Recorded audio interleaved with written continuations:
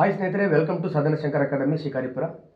So ಸ್ನೇಹಿತರೆ, ತಮ್ಮೆಲ್ಲರ ಪರವಾಗಿ ಅಭಿ ಸರ್ ಅವರಿಗೂ ಕೂಡ ಸಾಧನ ಶಂಕರ್ ಅಕಾಡೆಮಿ ಯೂಟ್ಯೂಬ್ ಚಾನಲ್ಗೆ ವೆಲ್ಕಮನ್ನು ಮಾಡ್ತಾ, ನೋಡಿ ಈಗೆಲ್ಲ HSTR GPSTR ಒಂಥರ ಬ್ಯೂಟಿಫುಲ್ ಕಾಲ್ ಮಾಡ್ತಾರೆ ಅನ್ನೋ ಮಾನಸಿಕ ಸ್ಥಿತಿಲಿದ್ದೀರಾ. ಬಟ್ GPSTR ಕಾಲ್ ಮಾಡಿದ್ರೆ ಎಲಿಜಿಬಲಿ ಏನು ಬೇಕಪ್ಪ ಅಂದರೆ ಕರ್ನಾಟಕ TET ಎಕ್ಸಾಮ್ ಬೇಕು. ಅಭಿ ಅವರೇ, ಎಸ್ ಸರ್.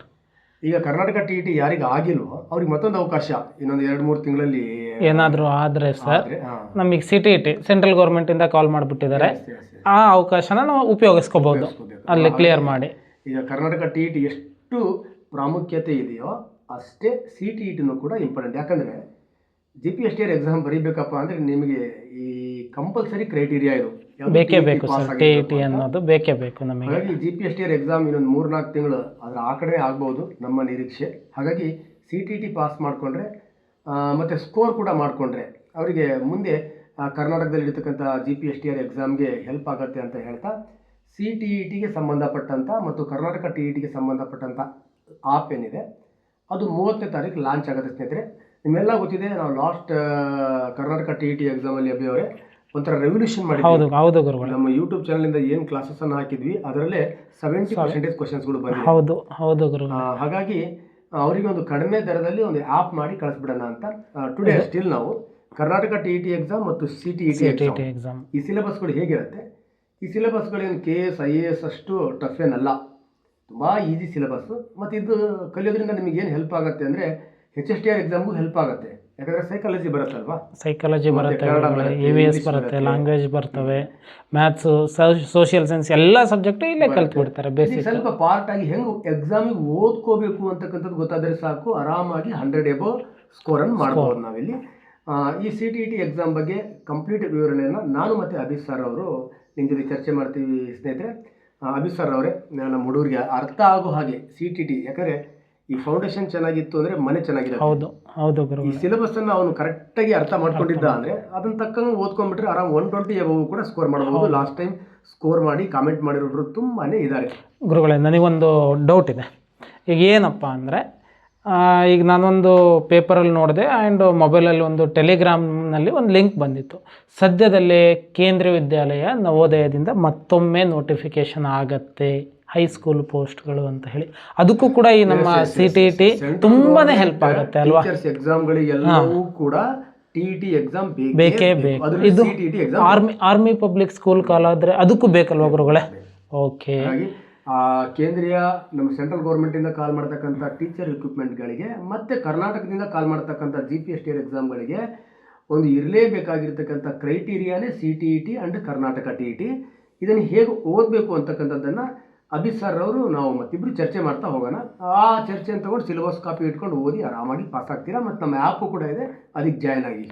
ಗುರುಗಳೇ, ಹಾಗಾದರೆ ಮೊದಲಿಗೆ ಈಗ ನಾವು CTETನಲ್ಲಿ 2 ಹಂತ ಇದೆ. ಒಂದು ಪ್ರೈಮರಿ ಸ್ಟೇಜ್ ಇದೆ, ಇನ್ನೊಂದು ಎಲಿಮೆಂಟ್ರಿ ಸ್ಟೇಜ್ ಇದೆ. ಈಗ ಪ್ರೈಮರಿ ಸ್ಟೇಜ್ ಅಲ್ಲಿ ಹೋಗೋಣ. ಈಗ CTET ಆಲ್ರೆಡಿ ಕಾಲ್ ಆಗಿದೆ ಅಲ್ವಾ? ಯಾವ ಡೇಟಿಂದ ಅಪ್ಲಿಕೇಶನ್ ಸ್ಟಾರ್ಟ್ ಆಗ್ತಾ ಇದೆ, ಯಾವ ಡೇಟಿಂದ ಅಪ್ಲಿಕೇಶನ್ ಎಂಡ್ ಆಗುತ್ತೆ, ಯಾವ ಡೇಟಿಗೆ, ಅದು ಒಂದು ಸ್ವಲ್ಪ ನಾವು ನೋಡಿಬಿಟ್ಟು ಇನ್ನೊಂದ್ಸಲಿ ರಿವೈಸ್ ಮಾಡಿ ಹೇಳಿಬಿಡೋಣ ನಾವು ಅದನ್ನು. ಇನ್ನೂ ಕೆಲವು ಹುಡುಗರಿಗೆ CTET ಎಕ್ಸಾಮ್ ಕಾಲ್ ಮಾಡಿಲ್ವಾ ಕನ್ಫ್ಯೂಷನ್ಸ್ ಇದೆ. ಇದು one of the very very important. ಈಗ ಗುರುಗಳೇ, ನನಗೆ ಗೊತ್ತಿರೋಂಗೆ ಈಗ ಲಾಸ್ಟ್ ಇದೇ ತಿಂಗಳು ಮೇ ತಿಂಗಳು 11ನೇ ತಾರೀಕಿಂದ ಅಪ್ಲಿಕೇಶನ್ ಶುರುವಾಗಿದೆ ಈಗ ನಮಗೆ. ಸೊ ಮತ್ತು ಇದಕ್ಕೆ ಕೊನೆ date, last date for submission application June 10ಕ್ಕೆ ಕೊಟ್ಟಿದ್ದಾನೆ ನಮಗೆ. ಸೊ ಮತ್ತು ಫೀ ಪೇಮೆಂಟು, ಈಗ ನಾವು credit card, UPI, debit card, online, ಈಗ ಏನು ರೆಸಿಪ್ಟ್ ಆ ಥರ ಏನೂ ಇಲ್ಲ, ನಾವು ಬ್ಯಾಂಕಿಗೆ ಕಟ್ತಕ್ಕಂಥದ್ದು. ಸೊ ಆನ್ಲೈನ್ ಪೇಮೆಂಟ್ ಮಾಡಿಬಿಟ್ಟು ಫೀ ರೆಸಿಪ್ಟ್ ಅದಕ್ಕೆ ಎಷ್ಟು 10ನೇ ತಾರೀಕಿಗೆ ಲಾಸ್ಟ್ ಡೇಟ್ ಕೊಟ್ಟಿದ್ದಾನೆ. ಆ್ಯಂಡ್ ಗುರುಗಳು, ಇದರಲ್ಲಿ ನೋಡಿರಿ ಅವನು ಎಷ್ಟು ಚಂದ ಮಾಡಿದ್ದಾನೆ. ಈಗ TETನಲ್ಲಿ ಈ ಥರ ಅವಕಾಶ ಕೊಡ್ತಾನೋ ಇಲ್ಲೋ ಗೊತ್ತಿಲ್ಲ, ಆದರೆ CTETನಲ್ಲಿ ಕೊಟ್ಟಿದ್ದಾನೆ ಆನ್ಲೈನ್ ಕರೆಕ್ಷನ್ಸ್ ಅಂತ ಹೇಳಿ ಮಾಡ್ಕೊಳ್ಳೋದಕ್ಕೆ. ಆನ್ಲೈನ್ ಕರೆಕ್ಷನ್ನು ಈಗ ಫಾರ್ ಎಕ್ಸಾಂಪಲ್ ನಮ್ಮ ಸೈನು ಫೋಟೋ ಮಿಸ್ ಆಗಿದ್ರೆ, ನಾವು ಅಪ್ಲೋಡ್ ಮಾಡಿರೋಬೇಕಾಗಿದೆ, ಇಲ್ಲ ನಾವು ಸೆಂಟರ್ ಚೇಂಜಸ್ಸು ಅಥವಾ ಪೇಪರ್ ಸೆಕೆಂಡ್ ಮಾಡಿದರೆ, ಇಲ್ಲ ಬೋತ್ ಪೇಪರ್ ಹಾಕ್ಕೊಂಡು ಇಲ್ಲ ಒಂದು ಪೇಪರ್ ಯಾವುದಾದ್ರೂ ಮಾಡ್ಕೋಬೇಕು, ಆ ಥರ ಎಲ್ಲ ಕರೆಕ್ಷನ್ ಮಾಡ್ಕೊಳ್ಳೋದಕ್ಕೆ ಅಲ್ಲಿ 2 ದಿನ ಅವಕಾಶ ಕೊಟ್ಟಿದ್ದಾನೆ ಗುರುಗಳೇ. ಅದಕ್ಕೂ ಕೂಡ ಎಲ್ಲಿ ಈಗ 10ನೇ ತಾರೀಕು ಲಾಸ್ಟ್ ಡೇಟ್ ಅಂದ ತಕ್ಷಣ ಅಲ್ಲಿ ಕ್ಲೋಸ್ ಆಗುತ್ತೆ. ಬಟ್ 15ನೇ ತಾರೀಕು ಮತ್ತೆ ಓಪನ್ ಆಗುತ್ತೆ ಸೈಟಲ್ಲಿ, ವೆಬ್ಸೈಟ್ನಲ್ಲಿ. 15ನೇ ತಾರೀಕು ನಮ್ಮ ರಿಜಿಸ್ಟ್ರೇಷನ್ನು, ಪಾಸ್ವರ್ಡು ಅದು ಎಂಟ್ರಿ ಮಾಡಿದ್ವಿ ಅಂದರೆ ಸೊ ಮತ್ತೆ ಅಪ್ಲಿಕೇಶನ್ ಟೈಮ್ ಕೊಟ್ಬಿಡ್ತಾನೆ, ಅದು ಮಾಡ್ಕೋಬಹುದು. ಸೊ ಮತ್ತು ಎಕ್ಸಾಮ್ ನೋಡ್ರಿ ಗುರುಗಳೇ ಯಾವ ಟೈಮಲ್ಲಿ ಸೆಪ್ಟೆಂಬರ್ 6ಕ್ಕೆ ಇಟ್ಟಿದ್ದಾನೆ. ಹಾಗಾದರೆ ಈಗ ನಮ್ಮ ವಿದ್ಯಾರ್ಥಿಗಳಿಗೆ ಎಷ್ಟು ಕಾಲಾವಕಾಶ ಸಿಗುತ್ತೆ ಗುರುಗಳೇ ಅಲ್ಲಿಂದ? ಈಗ ನಾವು ಅಪ್ಲಿಕೇಶನ್ ಹಾಕಿರೋ ಡೇಟಿಂದ ನೋಡ್ತಾ ಹೋದರೆ ಈಗ ಮೇ, ಜೂನ್, ಜುಲೈ, ಆಗಸ್ಟ್, ಹತ್ತತ್ರ ಸೆಪ್ಟೆಂಬರ್ 6ಕ್ಕೆ ಬಿಟ್ಬಿಡೋಣ. ಸೆಪ್ಟೆಂಬರ್ ತಿಂಗಳು ಬಿಟ್ಬಿಡೋಣ ನಾವು. ಅಲ್ಲಿಗೆ ಸೆಪ್ಟೆಂಬರ್ ಬಿಡೋಣ, ಇನ್ನೇನು ಮುಗಿತಲ್ಲ, ಅಲ್ಲ 90 ದಿನ. ಹೌದು, ಇಲ್ಲೇ 100 ದಿನ ಸಿಕ್ಬಿಡತ್ತೆ ಗುರುಗಳೇ ಅವ್ರಿಗೆ. ಮತ್ತೆ ಇನ್ನೊಂದು ಅಭಿ ಅವರೇ, ಈ 100 ದಿವಸದಲ್ಲಿ ಬರೀ CTET ಎಕ್ಸಾಮ್ ಅಂತ ಅಲ್ಲ, ನೀವೆಲ್ಲ ಎಕ್ಸಾಮ್ಗೆ ಓದೋ ಹಾಗೆ ಅದು HSTR ಕಾಲ್ ಮಾಡಿದ್ರು ಕೂಡ ಅದಕ್ಕೆ ಬೆನಿಫಿಟ್ ಆಗುತ್ತೆ. ಎಲ್ಲ ಬೆನಿಫಿಟ್ ಅಲ್ಲೇ, ಅದೇ ಸಿಲೆಬಸ್ ಅಲ್ವಾ, ಸ್ವಲ್ಪ ಹೆಚ್ಚು ಕಮ್ಮಿ ಒಂದಿಷ್ಟು ವೇರಿಯೇಷನ್ ಇರುತ್ತೆ ಅಷ್ಟೇ. ಇಲ್ಲಿರೋ ಸಿಲೆಬಸ್ಗಳಿಗೆ ಜಾಸ್ತಿ ಫೋಕಸ್ ಮಾಡಬೇಕಷ್ಟೇ. ಆ ಸಿಲೆಬಸ್ ಒಂದ್ಸತಿ ಹಿಂಗೆ ಚರ್ಚೆ ಮಾಡೋಣ ಗುರುಗಳೇ. ಸೊ ಗುರುಗಳೇ ನನಗೊಂದು ಡೌಟು, ಈಗ TET ಸಿಲೆಬಸ್ಸು CTET ಸಿಲೆಬಸ್ಸು ಸ್ವಲ್ಪ ಯಾವುದಾದ್ರೂ ಡಿಫಿಕಲ್ಟಿ ಅನ್ನೋದಿರುತ್ತಾ, ಇಲ್ಲ ಎರಡೂ ಕೂಡ ಸೇಮ್ ಇರುತ್ತಾ TET ಮತ್ತು CTET ಆ್ಯಂಡ್ TET? ಎಕ್ಸಾಂಪಲ್, ಈಗ TET ಮತ್ತು CTET ಎರಡೂ ಕೂಡ, ಅಂದರೆ ಕರ್ನಾಟಕ TET ಮತ್ತು ಸೆಂಟ್ರಲ್ TET ಎಕ್ಸಾಮ್ಗಳೇನಿದಾವ ಎರಡೂ ಕೂಡ ಎಕ್ಸಾಮ್ ಪ್ಯಾಟರ್ನ್ ಅಭಿಯವರೇ ಒಂದೇ. ಎಕ್ಸಾಮ್ ಪ್ಯಾಟರ್ನ್ ಚೆನ್ನಾಗಿ ಏನು ಚೇಂಜಸ್ ಇಲ್ಲ. ಮತ್ತು ಪೆಡಗಾಗಿ ಅಂತ ಬರುತ್ತೆ, ಟೀಚಿಂಗ್ ಟೆಕ್ನಿಕ್ಸ್ ಅಂತ ಬರುತ್ತೆ, ಅವು ಕೂಡ ಸೇಮ್ ಇರುತ್ತೆ. ಬಟ್ ಇಲ್ಲೇನಪ್ಪ ಅಂದರೆ ಕರ್ನಾಟಕ TET ಎಕ್ಸಾಮ್ ಬರೀ ಕರ್ನಾಟಕದ ಹುಡುಗರಿಗೆ ಮಾತ್ರ ಕಂಡಕ್ಟ್ ಮಾಡೋದ್ರಿಂದ ಸ್ವಲ್ಪ ಅವರು ಮಾಡ್ತಕ್ಕಂಥ ಪ್ರಶ್ನೆಗಳು ನಮಗೆ ಸ್ವಲ್ಪ ಈಸಿಯಾಗಿ ಅರ್ಥ ಆಗುತ್ತೆ ಅಷ್ಟೇ, ಮತ್ತೇನಿಲ್ಲ. ಕಂಟೆಂಟ್ ಅದೇ ಇರುತ್ತೆ, ಈಸಿಯಾಗಿ ಅರ್ಥ ಆಗುತ್ತೆ. ಬಟ್ CTET ಎಕ್ಸಾಮ್ಗಳಲ್ಲಿ ಇಡೀ ಸೆಂಟ್ರಲ್ ಅಂದರೆ ಇಡೀ ದೇಶಕ್ಕೆ ಕಂಡಕ್ಟ್ ಮಾಡೋದ್ರಿಂದ ಸ್ವಲ್ಪ ಅದರಲ್ಲಿ ಅರ್ಥ ಮಾಡ್ಕೊಳ್ತಕ್ಕಂಥ ಅಂದ್ರೆ ಡಿಫಿಕಲ್ಟಿ ಲೆವೆಲ್ ಏನಾಗಿರುತ್ತೆ ಸ್ವಲ್ಪ ಜಾಸ್ತಿ. ಓದ್ಕೊಂಡವರಿಗೆ ಈಸಿ ಯಾವುದು, ಡಿಫಿಕಲ್ಟಿ ಯಾವುದು. ಈಗ ಔಟ್ ಆಫ್ ಔಟ್ ತಗೋನಿಗೆ ಕಂಪ್ಲೀಟ್ ಇಡೀ ಪೇಪರೇ ಈಸಿ ಅಂತ ನಾವು, ಪಾಸ್ ಆಗದೆ ಇರೋನು ಇಡೀ ಪೇಪರ್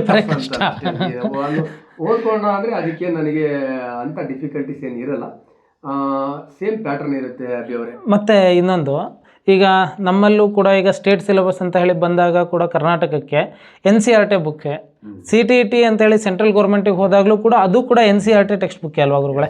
ಎರಡೂ ಅದರೊಳಗಿಂದಾನೇ ಕ್ವಶನ್ಸ್ಗಳ ರೈಸ್ ಮಾಡ್ತಾ ಇರ್ತಾನೆ ಅಲ್ವಾ? ಚೇಂಜ್ ಇರುತ್ತೆ ಅಭಿ. ನಮ್ಮ ಕರ್ನಾಟಕ TET ಎಕ್ಸಾಮ್ಗಳಲ್ಲಿ ಸೇಮ್, ಈಗ ಲ್ಯಾಂಗ್ವೇಜ್ 1, ಲ್ಯಾಂಗ್ವೇಜ್ 2 ಅವು ಬರುತ್ತಲ್ವಾ, ಲ್ಯಾಂಗ್ವೇಜ್ 1, ಲ್ಯಾಂಗ್ವೇಜ್ 2 ಅವು ಕನ್ನಡನೇ ಇರುತ್ತೆ. ಇಲ್ಲೂ CTET ಕನ್ನಡನೇ ಇರುತ್ತೆ. ಮತ್ತು ಇಂಗ್ಲೀಷನ್ನು ಮತ್ತೆ ಯಾರು ಕನ್ನಡದಲ್ಲಿ ಕೊಡಕ್ಕೆ ಸಾಧ್ಯ ಅದರಲ್ಲೇ ಕೊಟ್ಟಿರ್ತಾನೆ. ಬಟ್ ಸೈಕಾಲಜಿ ಏನು ಬರುತ್ತೆ, ಚೈಲ್ಡ್ ಡೆವಲಪ್ಮೆಂಟ್ ಅಂಡ್ ಪೆಡಗಾಗಿ ಅಂತ ಏನು ಬರುತ್ತೆ, ಇಲ್ಲಿ ಮಾತ್ರ ಕರ್ನಾಟಕ TET ಎಕ್ಸಾಮಲ್ಲಿ ಇಂಗ್ಲೀಷ್ ಮೀಡಿಯಂ ಇರುತ್ತೆ, ಕನ್ನಡ ಮೀಡಿಯಂ ಇರುತ್ತೆ. ಇಲ್ಲಿ ಮಾತ್ರ ಅವನು ಇಂಗ್ಲಿಷ್ ಮೀಡಿಯಂ ಅಲ್ಲಿ ಆ ಪೇಪರ್ CTET ಅಲ್ಲಿ ಇಲ್ಲಿ ಸ್ವಲ್ಪ ಡಿಫರೆಂಟ್. ಬಟ್ ಹಿಂದಿನಲ್ಲೂ ಕೊಡ್ತಾನೆ ಗುರುಗಳೇ, ಹಿಂದಿನಲ್ಲಿ ಕೊಡ್ತಾನೆ. ಒಂದು ಕಡೆ ಸ್ವಲ್ಪ ಕನ್ನಡ ಬಗ್ಗೆ ಮಾತಾಡಿದೆ ನಾನು. ನಮ್ಮ ಹುಡುಗರಿಗೆ ಒಂದೇ ಒಂದು ವಿಪರ್ಯಾಸ ಅಭಿಯವರೇ, ನಾವು ಆ್ಯಪ್ ಮಾಡ್ತಿದೀವಲ್ವಾ, ಅಲ್ಲಿ ಹುಡುಗರು ಕಮೆಂಟ್ ಹೆಂಗೆ ಮಾಡ್ತಾರೆ ಅಂದರೆ MSc ಮಾಡ್ಕೊಂಡಿರ್ತಾರೆ, ಸರ್ ಕನ್ನಡದಾಗೆ ಫಿಸಿಕ್ಸ್ ಮಾಡಲ್ವಾ ಸರ್, ಕನ್ನಡದಾಗ ಕನ್ನಡದಾಗ ಪ್ರೂವ್ ದಟ್ ಅಷ್ಟೇ ಅಲ್ಲ, ಅದೊಂದೇ AX² + BX ಇಕ್ವೇಷನ್ ಎಲ್ಲ ಸೇಮ್.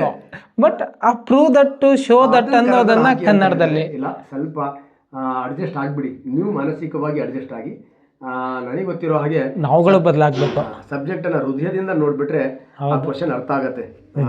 ಅತಿ ಹೆಚ್ಚು ಮೆದುಳಿಂದ ನೋಡಬಾರ್ದು, ಮೆದುಳನ್ನು CPU ಸ್ಟೋರೇಜ್ ಯೂನಿಟ್ ಆಗಿ ನೋಡ್ಕೋಬೇಕು. ಅದು ನಿಜ. ಕಂಟೆಂಟ್ ಅನ್ನ ಹಾರ್ಟ್ ಇಂದ ನೋಡ್ಬೇಕು, ಅದಂತೂ 100% ಕ್ಲೀನ್ ಆಗಿ. ಈ ಸಿಲೆಬಸ್ ಈಗ ಎರಡು ಕೂಡ ಸೇಮ್. ಮಧ್ಯ ಬಂದಾಗ ಯಾವ್ದು ಇಂಗ್ಲಿಷ್ ಅಲ್ಲಿ ಇರುತ್ತೆ, ಯಾವ್ದು ಕನ್ನಡದಲ್ಲಿ ಇರುತ್ತೆ ನಿಮ್ಗೆ ಹೇಳ್ತಾ ಬರ್ತೀವಿ. ಈಗ ಗುರುಗಳೇ, ಈಗ ಪ್ರೈಮರಿ ಅಂತೇಳಿ ಹೇಳಿದೆ ನಾನು. ಸೊ ಪ್ರೈಮರಿ ಅಂದಾಗ 1ರಿಂದ 5ನೇ ಕ್ಲಾಸ್ ವಿದ್ಯಾರ್ಥಿಗಳಿಗೆ. ಸೊ ಇಲ್ಲಿ ಈ ಹಳೆಯ ಸ್ಟೂಡೆಂಟ್ಸು DED ಮಾಡಿರ್ತಾರಲ್ವ, ಅವರು ಕೂಡ ಎಲಿಜಿಬಲ್ ಅಲ್ವಾ ಈ ಒಂದು ಪೇಪರ್ ಬರೆಯೋದಕ್ಕೆ? ಸೊ ಮತ್ತೆ ಈಗ BEd ಮಾಡಿರ್ತಾರೆ ಗುರುಗಳೇ, ಈ BEd ಮಾಡಿರೋರು ಎಲಿಜಿಬಲ್. ಯಾವ್ದಾದ್ರು ಪೇಪರ್ ಬರಿಬಹುದು, BEdನವರು ಫಸ್ಟ್ ಬರಿಬಹುದು, ಸೆಕೆಂಡು ಬರಿಬಹುದು.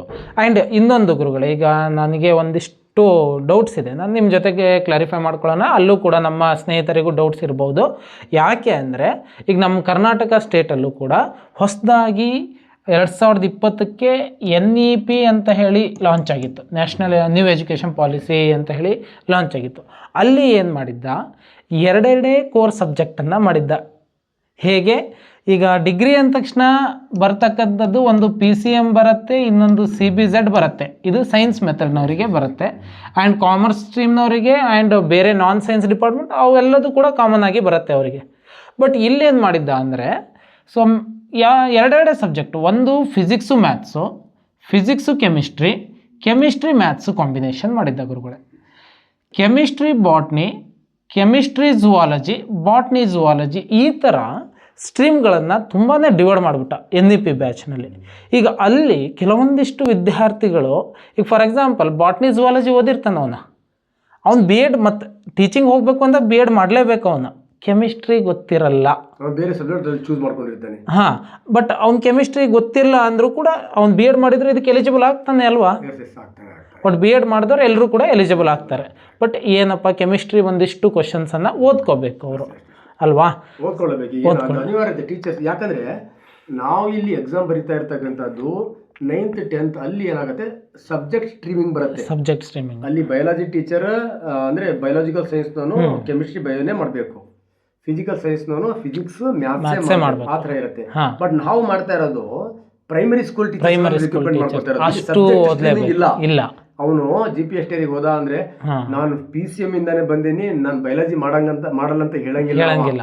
ಅಲ್ಲಿನ ಸರ್ಕಮ್ಟೆನ್ಸ್ ಹೆಂಗಿರುತ್ತೋ ಹಾಗೆ ಸಬ್ಜೆಕ್ಟ್ ಅದು 1 to 5th ಇದೆ ಅಲ್ವಾ, ಅವ್ರು ಟೀಚರ್ ಅಂತಾನೆ ಹೋಗ್ಬಿಡ್ತಾರೆ ಒಳಗಡೆ, ಅಷ್ಟು ಸಬ್ಜೆಕ್ಟ್ಸ್ ಮಾಡ್ಲೇಬೇಕು ಅವರು. ಅದಕ್ಕೆ ಅವ್ರು EVS ಅಂತ ಇಟ್ಬಿಡ್ತಾನೆ. ಅದ್ರೊಳಗಡೆ ಇವೆಲ್ಲದು ಕಂಬೈನ್ ಮಾಡಿ ಅಲ್ಲಿ ಸಮಾಜ ಬರುತ್ತೆ, ನಿಮಗೆ ಮ್ಯಾಥ್ಸ್ ಬರುತ್ತೆ, ಎಲ್ಲವೂ ಮಾಡ್ಬೇಕು. ಅಲ್ಲಿ ಸಬ್ಜೆಕ್ಟ್ ಬೈಫರ್ಗೇಷನ್ ಇಲ್ಲ. ಹಾಗಾಗಿ ನಮಗೆ ಅಲ್ಲಿ ಡಿಗ್ರಿಯಲ್ಲಿ ಏನು ಓದಿದ್ದೇವೆ ನಮಗೆ ಈ ಅದು TET CTET exam recruitment selection ಆಗಿ ಹೋಗೋನಿಗೆ ಆ ಮಾನದಂಡನೇ ಇಲ್ಲ. ಅವನು ಅಲ್ಲಿ ಎಲ್ಲ ಪಾಠಗಳನ್ನು ಮಾಡಲಿಕ್ಕೆ ನಾನು ರೆಡಿ ಇದ್ದೀನಿ ಅಂತಾನೆ ಅವನು TET ಎಕ್ಸಾಮ್ ಬರ್ಕೊಂಡು ಒಳಗಡೆ ಹೋಗಬೇಕು. ಸರಿ, ಹಾಗಿದ್ರೆ ಈಗ ನಮಗೆ ಯಾವ್ಯಾವ ಸಬ್ಜೆಕ್ಟಲ್ಲಿ ಎಷ್ಟೆಷ್ಟು ಮಾರ್ಕ್ಸ್ ಎಷ್ಟು ಕ್ವಶನ್ಸ್ ಕೇಳ್ತಾನೆ ಅಂತ ಒಂದ್ಸಲಿ ನೋಡ್ಬಿಡೋಣ ನಾವು ಗುರುಗಳೇ. ಅಭಿ ಅವರು ಇಲ್ಲೇ ಒಂದು ಈಸಿಯಾಗಿ ಹೇಳ್ಬಿಡ್ಬೋದು ನಾವು. ಯಾಕೆ ಅಂದರೆ ಈಗ CDP ಇರುತ್ತೆ, ಹೌದು, ಚೈಲ್ಡ್ ಡೆವಲಪ್ಮೆಂಟ್ ಅಂಡ್ ಪೆಡಗಾಗಿ ಅಂತ 30 ಮಾರ್ಕ್ಸ್. ಹೌದು ಅಭಿ ಅವರೇ, ಇದು ಒಂದು 30 ಮಾರ್ಕ್ಸ್ ಇದೆ ಅಲ್ವಾ, ಈ 30 ಮಾರ್ಕ್ಸ್ ಅನ್ನ ತುಂಬಾ ಚೆನ್ನಾಗಿ ಓದ್ಬೇಕು. ಇದೆ 100 ಮಾರ್ಕ್ಸಿಗೆ ನಮ್ಮನ್ನು ತಗೊಂಡು ಹೋಗೋದು ಏನು ಬಿಡಿಸೋದು ಅಂತ ಟ್ರೈ ಮಾಡೋದು CDP.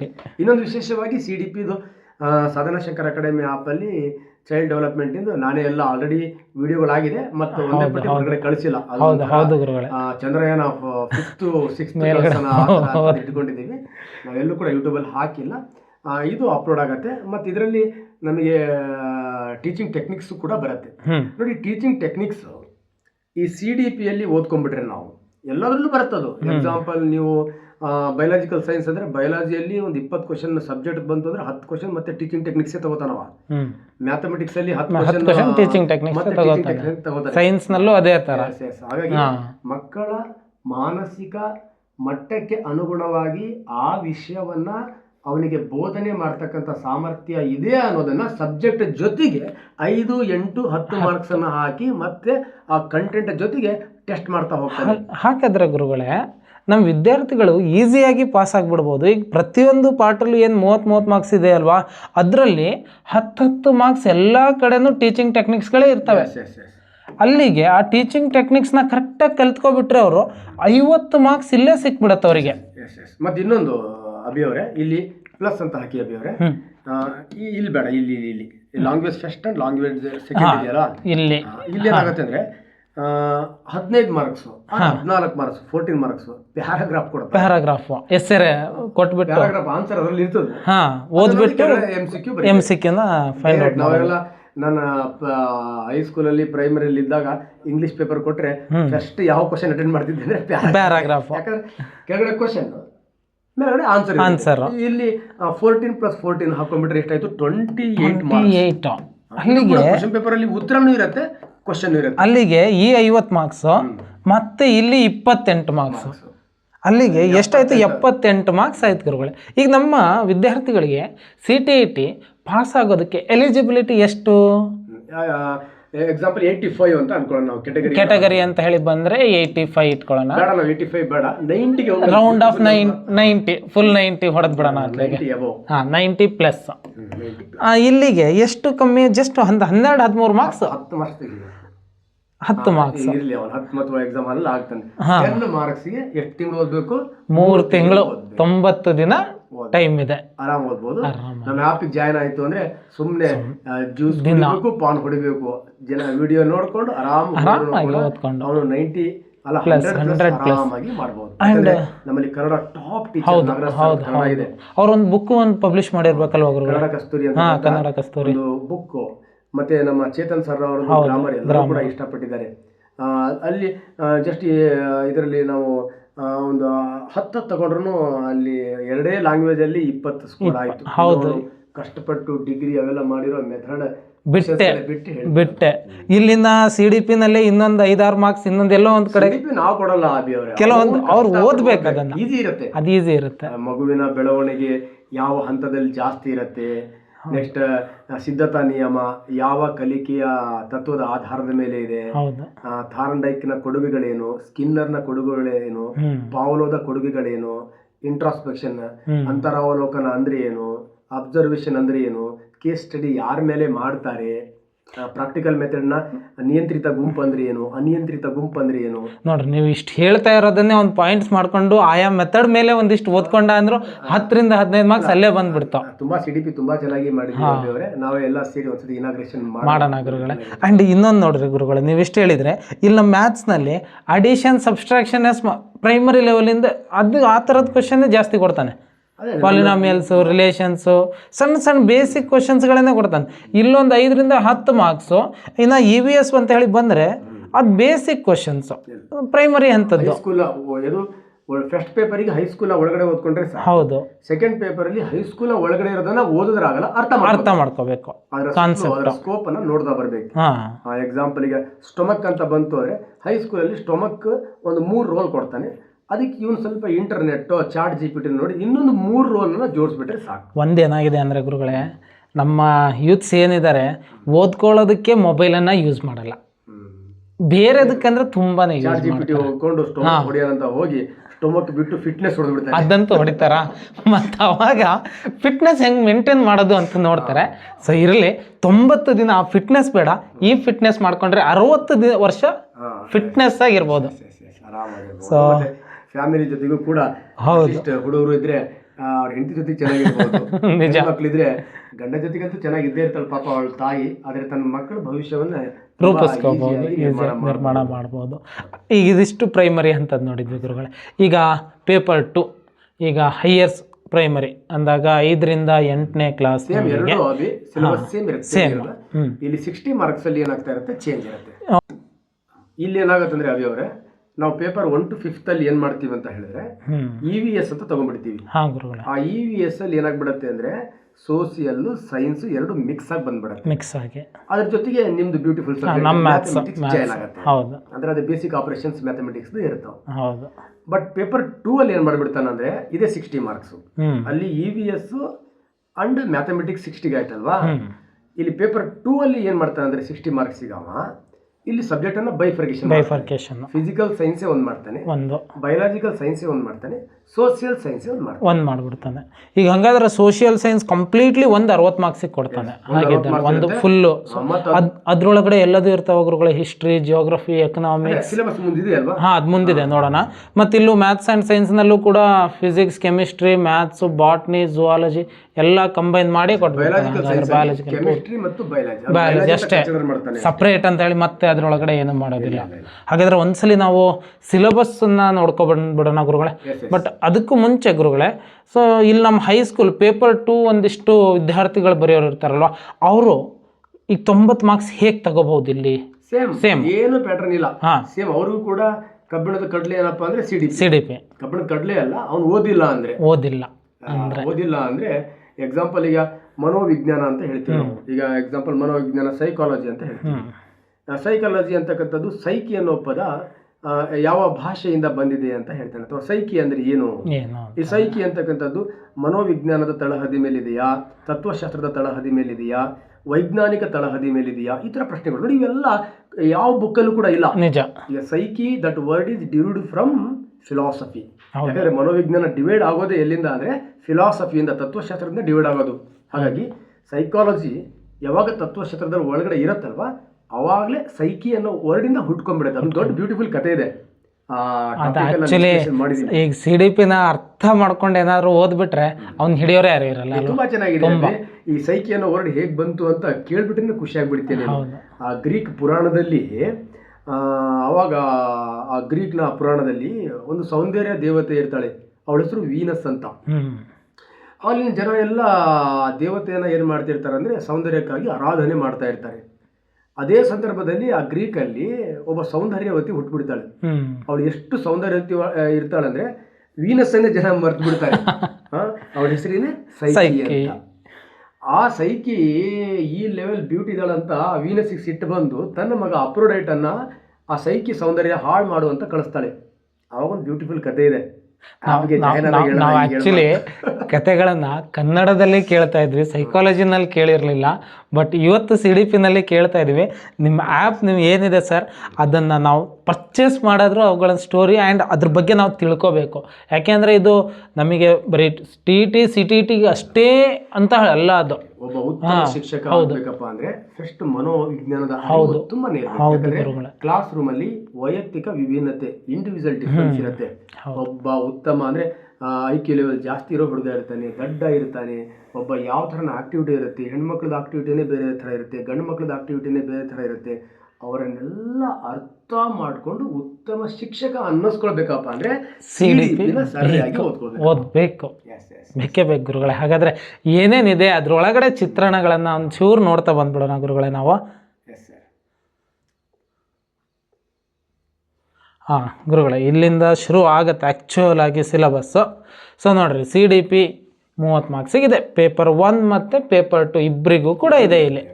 ಸೊ ಇಲ್ಲಿ ಫೋಕಸ್ ಆನ್ ಫಸ್ಟಿಗೆ child development and pedagogy focuses on the educational psychology of teaching and learning relevant to the age group of children ಅಂತ ಹೇಳಿ ಕೊಟ್ಟಿದ್ದಾರೆ. ನಮಗೆ ಯಾವ ಟಾಪಿಕಲ್ಲಿ ಬರುತ್ತೆ ಅಂದರೆ ಇದು ನಮಗೆ ಡೆವಲಪ್ಮೆಂಟ್ ಅಂತ, ಗ್ರೌತ್ ಅಂಡ್ ಡೆವಲಪ್ಮೆಂಟ್ ಅಂತಕ್ಕಂಥ ಸೈಕಾಲಜಿ ಸೆಕೆಂಡ್ ಟಾಪಿಕ್ ಇದೆ. ಅದು ಗ್ರೌತ್ ಆ್ಯಂಡ್ ಡೆವಲಪ್ಮೆಂಟ್ ಅಂತ ಅಂದರೆ ಒಂದು ಮಗು ಶಾಲೆಯಲ್ಲಿ ಓದ್ತಾ ಹೋದ ಹಾಗೆ ಅವನ ದೈಹಿಕ ಬೆಳವಣಿಗೆನೂ ಆಗ್ತಾ ಇರತ್ತೆ, ಮತ್ತು ಅವನ ಒಳಗಡೆ ವಿಕಾಸನೂ ಕೂಡ ಏನಾಗ್ತಾ ಇರತ್ತೆ, ಅಭಿವೃದ್ಧಿ ಆಗ್ತಾ ಇರುತ್ತೆ. ಅಭಿವೃದ್ಧಿ ಡೆವಲಪ್ಮೆಂಟ್ ಆಗ್ತಾರೆ, ಗ್ರೌತು ಆಗ್ತಾ ಇರತ್ತೆ, ಡೆವಲಪ್ಮೆಂಟ್ ಆಗ್ತಾ ಇರತ್ತೆ. ಯಾವ ಏಜ್ನಲ್ಲಿ ಮಗುವಿನ ಗ್ರೌತ್ ರೇಟ್ ಜಾಸ್ತಿ ಇರುತ್ತೆ, ಯಾವ ಏಜ್ನಲ್ಲಿ ಮಗುವಿನ ಡೆವಲಪ್ಮೆಂಟಲ್ ರೇಟ್ ಜಾಸ್ತಿ ಇರುತ್ತೆ. ಈ ಗ್ರೌತ್ ಮತ್ತು ಡೆವಲಪ್ಮೆಂಟ್ ಆಗ್ಬೇಕಂದ್ರೆ ಪರಿಪಕ್ವತೆ ಅಂದ್ರೆ ಏನು, ಒಂದು ಬ್ಯೂಟಿಫುಲ್ ಟಾಪಿಕ್. ನಾವಲ್ಲಿ ಮಗುವನ್ನ ಅನೇಕ ಹಂತಗಳನ್ನಾಗಿ ಮಾಡ್ಕೊಳ್ತೀವಿ, ಮತ್ತೆ ಅನೇಕ ಮನೋವಿಜ್ಞಾನಿಗಳು ಆ ಹಂತಗಳನ್ನಾಗಿ ವರ್ಗೀಕರಣ ಮಾಡಿದ್ದಾರೆ. ಆ ಹಂತಗಳಲ್ಲಿ ಆ ಮಗು ಮಾನಸಿಕವಾಗಿ ಹೇಗೆ ಅಭಿವೃದ್ಧಿ ಹೊಂದತ್ತೆ, ಸಂವೇಗಾತ್ಮಕವಾಗಿ ಹೇಗೆ ಅಂದ್ರೆ ಭಾವನಾತ್ಮಕವಾಗಿ ಹೇಗೆ ಅಭಿವೃದ್ಧಿ ಹೊಂದತ್ತೆ, ನೆಕ್ಸ್ಟ್ ದೈಹಿಕವಾಗಿ ಹೇಗೆ ಅಭಿವೃದ್ಧಿ ಹೊಂದತ್ತೆ ಅಂತಕ್ಕಂಥದ್ದನ್ನ ನಮ್ಮ ಸೈಕಾಲಜಿಸ್ಟ್ಗಳಿದ್ದಾರೆ ತುಂಬಾ ಚೆನ್ನಾಗಿ ಪ್ರಯೋಗಗಳ ಮೂಲಕ ಹೇಳ್ತಾ ಬಂದಿದ್ದಾರೆ. ಬಟ್ ಅದನ್ನು ಓದ್ಬೇಕಾದ್ರೆ ಅವ್ರ ಪ್ರಯೋಗಗಳನ್ನು ಮಾಡಿರೋದು ನಮ್ಮ ಬಾಲ್ಯಕ್ಕೆ ನಾವು ಅದನ್ನ ಮಾಡ್ಕೊಳ್ತಾ ನಮ್ಮ ಬಾಲ್ಯಕ್ಕೆ. ನಾನು 1ನೇ ಕ್ಲಾಸಲ್ಲಿ ಹೆಂಗ್ ಓದ್ತಾ ಹೇಗಿದ್ದೆ ನಾನು, ಆಕ್ಚುಲಿ ಈಗ ನಮ್ಮ ಪ್ರೈಮರಿ ಹಂತದಿಂದ ನಾವು ಇಲ್ಲಿವರೆಗೂ ತಗೊಂಡ್ಬಂದ್ಬಿಟ್ರೆ ಅವೆಲ್ಲದೂ ಕೂಡ ನಮಗೆ ಅರ್ಥ ಆಗ್ತಾ ಬಂದ್ಬಿಡತ್ತಲ್ವ ಗುರುಗಳ. ನನ್ನ ಮಗು 5ನೇ ಕ್ಲಾಸಲ್ಲಿ ಒಂದು ಮಗು ಓದ್ತಾ ಇರಲ್ಲ, ಅವನನ್ನು ಹೊಡಿಬೇಕು, ಅವನನ್ನು ಪ್ರೀತಿ ಮಾಡಬೇಕು ಅಂದರೆ ಅವನಿಗೆ ಭಾವನಾತ್ಮಕವಾಗಿ ನಾನು ಬದಲಾವಣೆ ಮಾಡಬೇಕು, ಅಥವಾ ದೈಹಿಕ ಶಿಕ್ಷೆಗಳನ್ನು ಕೊಟ್ಟು ಬದಲಾವಣೆ ಮಾಡಬೇಕು, ಅವನನ್ನು ಏನೆಲ್ಲ ಹೇಗೆ ನನಗೆ ಬೇಕೋ ಹಾಗೆ ಆ ಪ್ರಾಡಕ್ಟನ್ನು ರೆಡಿ ಮಾಡ್ಕೊಳ್ಬೇಕಪ್ಪ ಅಂದರೆ this topic is one of the very very important topic ಅಂತೀರಿ. ಹಾಗಾದರೆ ಇನ್ನೂ ಒಂದು ಟಾಪಿಕ್ ಕೊಟ್ಟಂಗೆ ಗುರುಗಳೇ, ಇಲ್ಲಿ child development primary school child ಅಂತ ಹೇಳಿ ಕೊಟ್ಟಿದ್ದಾನೆ. ಇದರೊಳಗಡೆ ಏನು ಕೊಟ್ಟಿದ್ದಾರೆ ಅಂದರೆ concept of development and socialisation process and theorises. ಇವರು ಪಿಯಾಜೆಟ್, ಕೋಲ್ಬರ್ಗು ಆ್ಯಂಡ್ ವೈಗೋಸ್ ಎಲ್ಲರೂ ಕೂಡ ಅನೇಕ ಪ್ರಯೋಗಗಳನ್ನು ಮಾಡಿದ್ದಾರೆ. ಆ ಪ್ರಯೋಗಗಳ ಆಧಾರದ ಮೇಲೆ ಮಗುವಿನಲ್ಲಿ ವರ್ತನೆಗಳಲ್ಲಿ ಹೇಗೆ ಬದಲಾವಣೆಗಳನ್ನು ಮಾಡಬಹುದು, ಯಾವ ರೀತಿಯ ವರ್ತನೆಗಳನ್ನು ಒಬ್ಬ ಶಿಕ್ಷಕನಾದವನು ಯಾವ ರೀತಿಯಲ್ಲಿ ತಾನು ಅರ್ಥ ಮಾಡಿಕೊಂಡು ತಾನೊಬ್ಬ ಶಾಲಾ ವರ್ಗ ಕೋಣೆಯಲ್ಲಿ ಮನೋವಿಜ್ಞಾನಿಯಾಗಿ ಅಲ್ಲಿರ್ತಕ್ಕಂಥ ಸಮಸ್ಯೆಗಳನ್ನು, ಆ ವಿದ್ಯಾರ್ಥಿಗಳ ಮನಸ್ಸಲ್ಲಿರ್ತಕ್ಕಂಥ ಸಮಸ್ಯೆಗಳನ್ನು ಬದಲಾವಣೆ ಮಾಡಿ ಸಮಾಜದ ಆಸ್ತಿಯನ್ನಾಗಿ ಹೇಗೆ ಮಾಡಬಹುದು ಅಂತಕ್ಕಂಥ ಮಾಹಿತಿಯನ್ನು ಒಂದು ಬ್ಯೂಟಿಫುಲ್ ಆಗಿ ಕೊಟ್ಟಿರ್ತಕ್ಕಂಥ ಟಾಪಿಕ್ ಅದು. ಓಕೆ, ಮತ್ತು ಇನ್ನೂ ಒಂದು ಕೊಟ್ಟಿದ್ದಾನೆ ಗುರುಗಳೇ ಇಲ್ಲಿ ಸೈಕಾಲಜಿನಲ್ಲೇ ಕಾನ್ಸೆಪ್ಟ್ ಆಫ್ ಇನ್ಕ್ಲೂಸಿವ್ ಎಜುಕೇಷನ್ಸ್ ಅಂತ ಹೇಳಿ ಕೊಟ್ಟಿದ್ದಾನೆ. ಏನು ಗುರುಗಳೇ ಇದು ಇನ್ಕ್ಲೂಸಿವ್ ಎಜುಕೇಷನ್ಸ್ ಅಂದರೆ ಏನು? ಇದರೊಳಗಡೆ ನೋಡ್ರಿ, addressing children with diverse backgrounds and understanding special needs ಅಂತ ಹೇಳಿ ಕೊಟ್ಟಿದ್ದಾನೆ. ನೋಡಿ ಮಾನಸಿಕ ನೋಡಿ ವಿದ್ಯಾರ್ಥಿಗಳು ಶಾಲಾ ವರ್ಗ ಕೋಣೆಯಲ್ಲಿ ಬರ್ತಕ್ಕಂಥ ವಿದ್ಯಾರ್ಥಿಗಳು ಎಲ್ಲ ಒಂದೇ ಸಾಂಸ್ಕೃತಿಕ ಹಿನ್ನೆಲೆಯಲ್ಲಿ ಬಂದಿರಲ್ಲ. ಹೌದು, ಎಲ್ಲರೂ ಒಂದೇ ಆರ್ಥಿಕ ಪರಿಸ್ಥಿತಿಯಲ್ಲಿ ಬಂದಿರಲ್ಲ. ಎಲ್ರಿಗೂ ಒಂದೇ ನೈತಿಕ ಪರಿಸ್ಥಿತಿಗಳು ಅಂದ್ರೆ ಪರಿಸರ ಇರೋದಿಲ್ಲ. ಸೊ ಬಂದಂತಹ ಹಿಂದುಳಿದಂತಹ ವಿದ್ಯಾರ್ಥಿಗಳು ಆ ಕಲಿಕೆಯಲ್ಲಿ ಅವನು ಹಿಂದುಳಿದ ಅಂದ್ರೆ ಯಾವ ಕಾರಣಕ್ಕಾಗಿ ಹಿಂದುಳಿದಿದ್ದಾನೆ, ಅವನಿಗೆ ಯಾವ ರೀತಿಯ ಸವಲತ್ತುಗಳನ್ನ ಕೊಡಬೇಕು, ಅವನಿಗೆ ಯಾವ ತರ ನಾವು ಅರ್ಥ ಮಾಡಿಸ್ಬೇಕು. ಇಲ್ಲಿ ಒಬ್ಬ ಶಿಕ್ಷಕ ಏನಪ್ಪ ಅಂದ್ರೆ ಕಂಪ್ಲೀಟ್ ಮನೋವಿಜ್ಞಾನನೇ ಆಗ್ಬೇಕು. ಅವನನ್ನ ಏನು ಆಪ್ತ ಸಮಾಲೋಚನೆ ಮಾಡಿ ಅವನನ್ನ ಕೌನ್ಸಿಲಿಂಗ್ ಮಾಡಿ ಅವನನ್ನ ಸಮಾಜದ ಆಸ್ತಿಯನ್ನಾಗಿ ಮಾಡ್ತಕ್ಕಂಥ ಒಂದು ಹೊಣೆ ಈ ಟಾಪಿಕ್ ಹೇಳತ್ತಲ್ವಾ. ಈ ಟಾಪಿಕ್ನಲ್ಲಿ ಹಾಗಾದ್ರೆ ಇನ್ನೂ ಒಂದು ಕೊಟ್ಟಿದ್ದಾನೆ ಗುರುಗಳೇ, ಲರ್ನಿಂಗ್ ಆ್ಯಂಡ್ ಪೆಡಾಗಜಿ ಅಂತ ಹೇಳಿ ಕೊಟ್ಟಿದ್ದಾನೆ. ಇಲ್ಲಿ basic process of teaching and learning and children strategies of learning, cognition and emotions and motivations and factors contributing to learning ಅಂತ ಹೇಳಿ.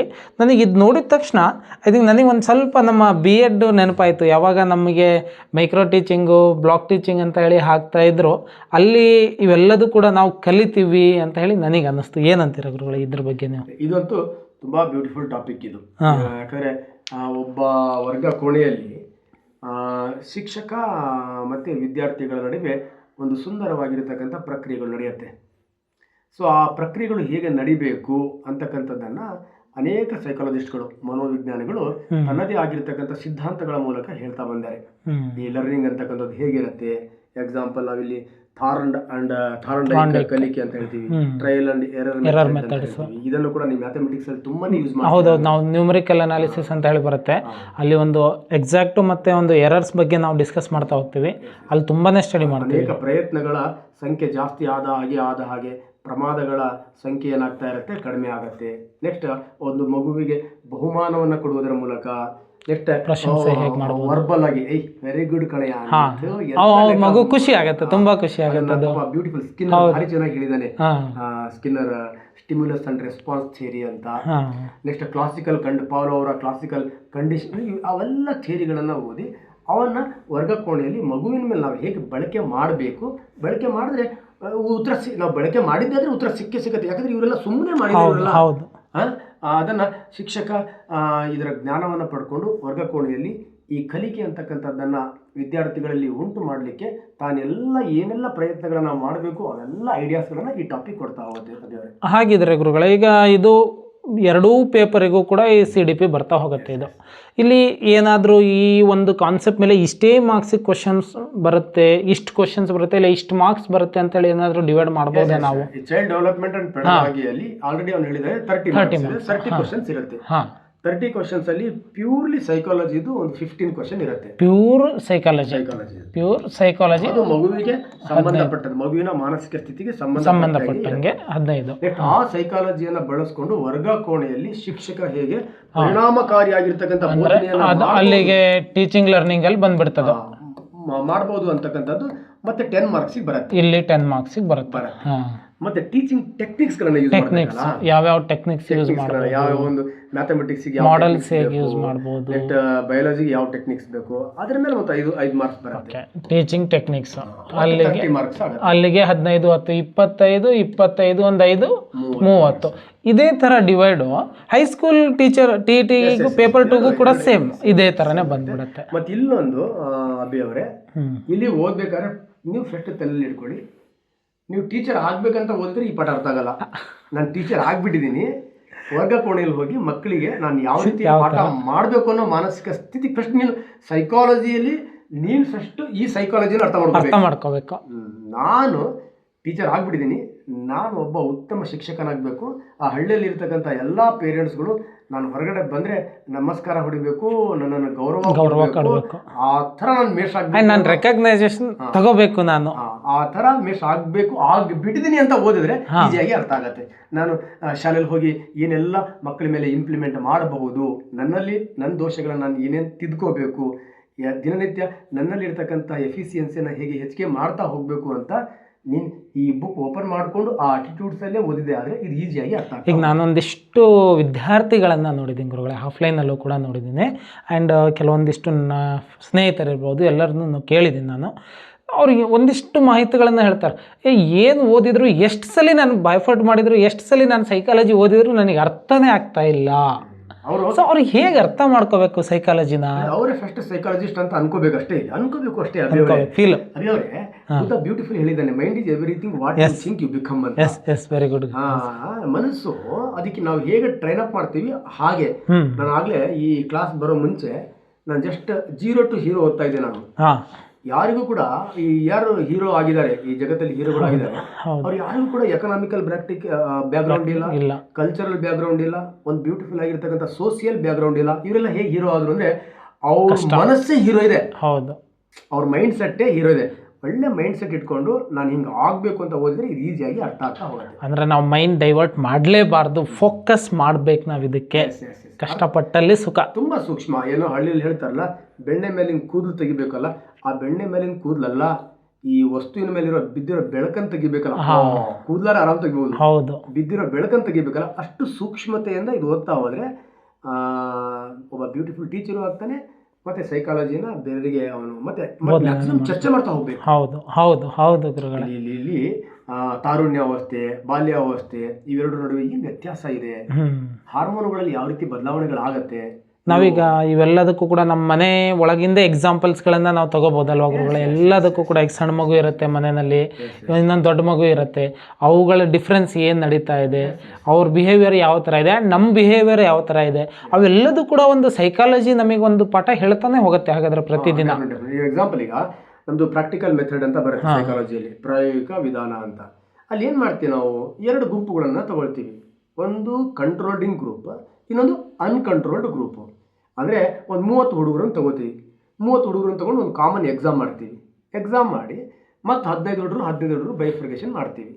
15 ಹುಡುಗರಿಗೆ ಸ್ಪೆಷಲ್ ಟ್ರೈನಿಂಗ್ ಕೊಡ್ತೀವಿ. That is the controlling groups. ಏನು ಟ್ರೈನಿಂಗ್ ಕೊಡದೇ ಇರತಕ್ಕಂಥ ಗ್ರೂಪ್ ಇದೆಯಲ್ಲೋ ಅದು ಕಂಟ್ರೋಲ್ಡ್ ಅನಿಯಂತ್ರಿತ group ಅದು. ಫೈನಲಿ ಮತ್ತೆ ಎಕ್ಸಾಮ್ ಮಾಡೋದು. ಆವಾಗ ಔಟ್ಪುಟ್ ಯಾರ್ದು ಜಾಸ್ತಿ ಇದೆ, ಹಾಗಾದರೆ ನಾವು ಸರ್ಕಾರ ಅಥವಾ ನಾವು ಮಾಡಿರ್ತಕ್ಕಂತಹ ನಿಯಮಗಳು, ರೂಲ್ಸ್ಗಳು ಈ ಗ್ರೂಪಿಂದ ನಾವು ಕಂಟ್ರೋಲ್ ಮಾಡಿ ಏನಾದರೂ ಔಟ್ಪುಟ್ ಪಡಿಬಹುದಾ? ಈ ಥರ ವರ್ಗ ಕೋಣೆಯಲ್ಲಿ ನಾವು ವಿದ್ಯಾರ್ಥಿಗಳನ್ನು ನಮಗೆ ಹೇಗೆ ಬೇಕೋ ಹಾಗೆ ಬದಲಾವಣೆ ಮಾಡಿಕೊಂಡು ಅವರಿಂದ ಒಂದು ಭವಿಷ್ಯ ನಿರ್ಮಾಣ ಮಾಡಲಿಕ್ಕೆ one of the beautiful topic CDP. ಹಾಗಾದರೆ ನಾವು ವೆಯ್ಟ್ ಮಾಡ್ತಾ ಇದ್ದೀವಿ ಗುರುಗಳೇ ನಿಮ್ಮ ಒಂದು ಆ್ಯಪಿಗೋಸ್ಕರ. ಸೊ ಅದು ಆದಷ್ಟು ಬೇಗ ಬರಲಿ, ನಮಗೆ ತುಂಬ ಹೆಲ್ಪ್ ಆಗುತ್ತೆ CTET ಆ್ಯಂಡ್ TET HSTR ಮುಂದೆ ಬರ್ತಕ್ಕಂಥ ಎಕ್ಸಾಮ್ಸಿಗೆ. ಸೊ ಈಗ ಹಾಗಾದರೆ ಈಗ ಲ್ಯಾಂಗ್ವೇಜಿಗೆ ಬಂದುಬಿಡೋಣ. CDP ಇಲ್ಲಿಗೆ ಮುಗೀತು ನಮಗೆ. ಸೊ ಈಗ ಲ್ಯಾಂಗ್ವೇಜಿಗೆ ಬಂದುಬಿಡೋಣ. ಸೊ ಲ್ಯಾಂಗ್ವೇಜ್ 1 ಆ್ಯಂಡ್ 2 ಅಂತ ಇದೆ. ಈಗ ನಮಗೆ TET ಅಂದಾಗ ನಮಗೆ ಆಪ್ಷನ್ಸ್ ಇತ್ತು, ಒಂದು ಕನ್ನಡ, ಹಿಂದಿ, ಇಂಗ್ಲೀಷ್ ಇತ್ತು. ಮೆಜಾರಿಟಿ ನಮ್ಮಲ್ಲಿ ವಿದ್ಯಾರ್ಥಿಗಳು ಏನು ಮಾಡ್ತಾಯಿದ್ರು, ಕನ್ನಡ ಮತ್ತು ಇಂಗ್ಲೀಷ್ ತಗೋತಾಯಿದ್ರು. ಯಾರಿಗೆ ಇಂಗ್ಲೀಷ್ ಬೇಡ ಅವರು ಕನ್ನಡ, ಹಿಂದಿ ತಗೋತಾಯಿದ್ರು. ಅದೇ ಥರ ಈಗ ನಮಗೆ CTETನಲ್ಲೂ ಕೂಡ 3 ಲ್ಯಾಂಗ್ವೇಜ್ ಇದೆ. ನಮಗೆ ಕನ್ನಡನೂ ಇದೆ, ಹಿಂದಿನೂ ಇದೆ, ಇಂಗ್ಲೀಷು ಇದೆ. ನಾವು ಫಸ್ಟ್ ಲ್ಯಾಂಗ್ವೇಜನ್ನು ಕನ್ನಡ ತೊಗೊಂಡ್ರೂ ಕೂಡ ಅಲ್ಲಿ 30 ಅಂಕಕ್ಕೆ ಬರುತ್ತೆ. ಸೆಕೆಂಡ್ ಲ್ಯಾಂಗ್ವೇಜ್ ಐದರ್ ಇಂಗ್ಲೀಷ್ ಆರ್ ಹಿಂದಿ ಅಂತ ಹೇಳಿ ನಾವು ತಗೊಬಿಡ್ಬೋದು. ಅಲ್ಲಿ ಸಿಲೆಬಸ್ ಏನು ಕೊಡ್ಬೋದು ನಮಗೆ? ಮತ್ತು ಇಲ್ಲಿ ರೀಡಿಂಗ್ ಅನ್ಸೀನ್ ಪ್ಯಾಸೇಜಸ್. ಮತ್ತು ಹಾಗಾದರೆ ಅಲ್ಲೂ ಕೂಡ ಪ್ಯಾಸೇಜ್ ಕೊಟ್ಟೇ ಬಿಡ್ತಾನಲ್ಲ ಗುರುಗಳೇ ನಮಗೆ ಬಟ್ ಲ್ಯಾಂಗ್ವೇಜ್ಗಳಲ್ಲಿ? ಆಲ್ರೆಡಿ ಹೇಳ್ಬಿಟ್ಟಿದ್ದೀವಿ ನಾವು, ಪ್ಯಾಸೇಜ್ ಬರುತ್ತೆ ಅಂದರೆ 15 ಮಾರ್ಕ್ಸ್ ಏನು ಬರುತ್ತೆ ಅಂದರೆ ಅವ್ನು ಹೊಸದಾಗಿ ಕೇಳ್ತಾನೆ. ಇದರಲ್ಲಿ ಟೀಚಿಂಗ್ ಟೆಕ್ನಿಕ್ಸ್ ಕೂಡ ಎಂಟ್ರಿ ಇರುತ್ತೆ. ಹೌದು. ಮತ್ತೆ 15 ಮಾರ್ಕ್ಸ್ ಏನಿರುತ್ತೆ ಅಂದರೆ ಅವನು ಪ್ಯಾರಾಗ್ರಾಫ್ ಕೊಡ್ತಾನೆ. ಪ್ಯಾರಾಗ್ರಾಫ್ ಇದರಲ್ಲಿ ಪೆಡಗಾಗಿ ಮತ್ತೆ ಟೀಚಿಂಗ್ ಟೆಕ್ನಿಕ್ಸ್ ಕೂಡ ಇನ್ಕ್ಲೂಡಿಂಗ್ ಇರುತ್ತೆ. ಅವ್ನು ಕೊಟ್ಬಿಟ್ಟಾನೆ, ಇಲ್ಲೇ ಪೆಡಗಾಗಿ ಸಿಲೆಬಸ್ಸು ಕೊಟ್ಬಿಟ್ಟಿದ್ದಾನೆ ಲ್ಯಾಂಗ್ವೇಜಿಗೆ. ಇಲ್ಲಿ ಸಮಸ್ಯೆ ಏನು ಗೊತ್ತಾ ನೋಡಿ ಪ್ರೀತಿಯ ವಿದ್ಯಾರ್ಥಿಗಳೇ, ತುಂಬಾ ಇಂಪಾರ್ಟೆಂಟು. ತುಂಬ ಚೆನ್ನಾಗಿ ಓದಿರೋ ಹುಡುಗರು Karnataka TET and CET fail ಆಗಿದ್ದಾರೆ. ಏನು ಫೇಲ್ ಆಗಿದ್ದಾರೆ ಅಂದರೆ, ನೀವು ಲ್ಯಾಂಗ್ವೇಜ್ ಫೆಸ್ಟ್ ಅಂತ ತಗೋತೀರಾ. ಆ ಬಡ್ಡಿ ಮಗಂದು TET ಎಕ್ಸಾಮ್ ಬುಕ್ಲೆಟ್ ಹೆಂಗಿರುತ್ತೆ ಅಂದರೆ, ಒಂದು KM ಸುರೇಶ್ ಸರ್ದು ಬುಕ್ ಇದ್ದಂಗೆ ಇರುತ್ತೆ. 125 ಪೇಜ್ ಇರುತ್ತೆ. ಈ ಹುಡುಗ ಏನು ಮಾಡ್ತಾರೆ ಅಂದರೆ, ಓಪನ್ ಮಾಡಿದ ತಕ್ಷಣನೇ ಫಸ್ಟ್ ಲ್ಯಾಂಗ್ವೇಜ್ ಅಂತ ಇರುತ್ತೆ. ಫಸ್ಟ್ ಲ್ಯಾಂಗ್ವೇಜಲ್ಲಿ ಅವ್ನು ಕೊಡ್ತಾನೆ, ಕನ್ನಡ ಕೊಡ್ತಾನೆ. ಅದು ಒಂದು 20 ಹಾಳೆ ಇರುತ್ತೆ. 20 ಹಾಳೆ ತಿರುಗಿದ ತಕ್ಷಣನೇ ಇಂಗ್ಲೀಷ್ ಅಂತ ಇರುತ್ತೆ. ಇದು ಇಂಪಾರ್ಟೆಂಟ್. ಇದು ಫಸ್ಟ್ ಲ್ಯಾಂಗ್ವೇಜ್ ಇಂಗ್ಲೀಷ್. ಈ ಹುಡುಗ ಏನು ಮಾಡ್ಬಿಡ್ತಾರೆ, ಇದು ಕನ್ನಡ ಬರ್ದು ಇದು ಇಂಗ್ಲೀಷ್ ಬರ್ಬಿಡ್ತಾರೆ. ಅಲ್ಲಿ ಹೋಯ್ತು, ಉಲ್ಟಾ ಆಯ್ತದ. ಅಲ್ಲಿ ಅದು ಭಾರಿ ಇಂಪಾರ್ಟೆಂಟ್. ಯಾಕಂದ್ರೆ ಫಸ್ಟ್ ಬಂದಿರತಕ್ಕಂಥವೆಲ್ಲ ಫಸ್ಟ್ ಲ್ಯಾಂಗ್ವೇಜ್ ಕನ್ನಡ ಆದಮೇಲೆ ಫಸ್ಟ್ ಲ್ಯಾಂಗ್ವೇಜ್ ಕನ್ನಡನೇ ಬರೀಬೇಕು. ಹೌದು. ಫಸ್ಟ್ ಲ್ಯಾಂಗ್ವೇಜ್ ಇಂಗ್ಲೀಷ್ ಇರುತ್ತೆ, ಫಸ್ಟ್ ಲ್ಯಾಂಗ್ವೇಜ್ ಹಿಂದಿ ಇರುತ್ತೆ, ಫಸ್ಟ್ ಲ್ಯಾಂಗ್ವೇಜ್ ಬೇರೆ ಬೇರೆ ಬೇರೆ ಬೇರೆ ಎಲ್ಲ ಇದೆ. ಇದು ಹೇಳಿದ ತಕ್ಷಣ ನನಗೊಂದು ನೆನಪು ಬಂತು. ಸೊ ಇದು ನಮ್ಮ ಫ್ಯಾಮಿಲಿನಲ್ಲೇ ನಡೆದಿರ್ತಕ್ಕಂಥದ್ದು. ನಮ್ಮ ಅಕ್ಕ CTET ಶಿವಮೊಗ್ಗ ಬಂದಿತ್ತು ಸೆಂಟ್ರು, ಹೋಗಿದ್ದಾರೆ ಬರೆಯೋದಕ್ಕೆ ಅವರು. ಫಸ್ಟ್ ಲ್ಯಾಂಗ್ವೇಜ್ ಆ್ಯಕ್ಚುಲಾಗಿ ಅವರು ಏನು ತೊಗೊಂಡಿದ್ದಾರೆ, ಅವ್ರು English teacher. First language English ತೊಗೊಂಡಿದ್ದಾರೆ. ಅವ್ರು ಇಂಗ್ಲೀಷ್ ತೊಗೊಂಡಿದ್ದಾರೆ, ನೆಕ್ಸ್ಟ್ ಕನ್ನಡ ತೊಗೊಂಡಿದ್ದಾರೆ ಅವರು. ಅವ್ರು Kannada book letter Kannada first ಐತೆ ಅಂತ ಅವ್ರು ಏನು ಮಾಡಿದ್ದಾರೆ, ಕನ್ನಡ ಕ್ವಶನ್ ಫಸ್ಟು ಅಲ್ಲಿ ನೋಡ್ಕೊಂಡಿಲ್ಲ, ಫ್ರಂಟ್ ಪೇಜಲ್ಲಿ ಓದೇ ಇಲ್ಲ ಅವರು, ಕನ್ನಡ ಆನ್ಸರ್ ಮಾಡಿದ್ರು. ಸೆಕೆಂಡ್ ಲ್ಯಾಂಗ್ವೇಜ್ ಇಂಗ್ಲೀಷ್ ಮಾಡಿದ್ರು. ಮತ್ತೆ ಅವ್ರಿಗೆ ಬಂದಿರೋ ಮಾರ್ಕ್ಸ್ ಎಷ್ಟು ಆದರೂ ಕೂಡ 75 to 80 ಮಾರ್ಕ್ಸ್ ಬಂದಿದೆ. ಲ್ಯಾಂಗ್ವೇಜ್ ಕರೆಕ್ಟಾಗಿ ಮಾಡ್ಕೊಂಡಿದ್ರೆ ಇಲ್ಲಿ ಈ ಲ್ಯಾಂಗ್ವೇಜ್ ಮಿಸ್ಸಿಂಗ್ ಮಾಡ್ಕೊಂಡಿರೋದಕ್ಕೆ 30 ಮಾರ್ಕ್ಸ್ ಹೋಗೇ ಬಿಡ್ತಾವ. CTET ಆಗಲೇ ಇಲ್ಲ ಅವ್ರಿಗೆ ಕ್ಲಿಯರ್, ಮೋರ್ ದೆನ್ 100 ಮಾರ್ಕ್ಸ್ ಆಗ್ಬಿಡೋದು. ಇದು ಭಾರಿ ಇಂಪಾರ್ಟೆಂಟ್. ಬುಕ್ಲೆಟ್ಸ್ ಅಲ್ಲಿ ಫಸ್ಟ್ ಇರೋವೆಲ್ಲವೂ ಫಸ್ಟ್ ಲ್ಯಾಂಗ್ವೇಜ್. ಹೌದು. ನೀವು in case first language English ತಗೊಂಡ್ರೆ ಸ್ವಲ್ಪ ಹುಷಾರಾಗಿ ಕನ್ನಡ ಎಲ್ಲ ಪಾಸ್ ಮಾಡಿ, ಆಮೇಲೆ ಇಂಗ್ಲೀಷ್ ಇರುತ್ತೆ. ಅವನು ಇನ್ನೂ ಒಂದು ಬುಕ್ಲೆಟಲ್ಲಿ ಸೀರಿಯಲ್ ಕೊಟ್ಟಿರ್ತಾನೆ, CDP 0 to 30 ಕ್ವಶನ್,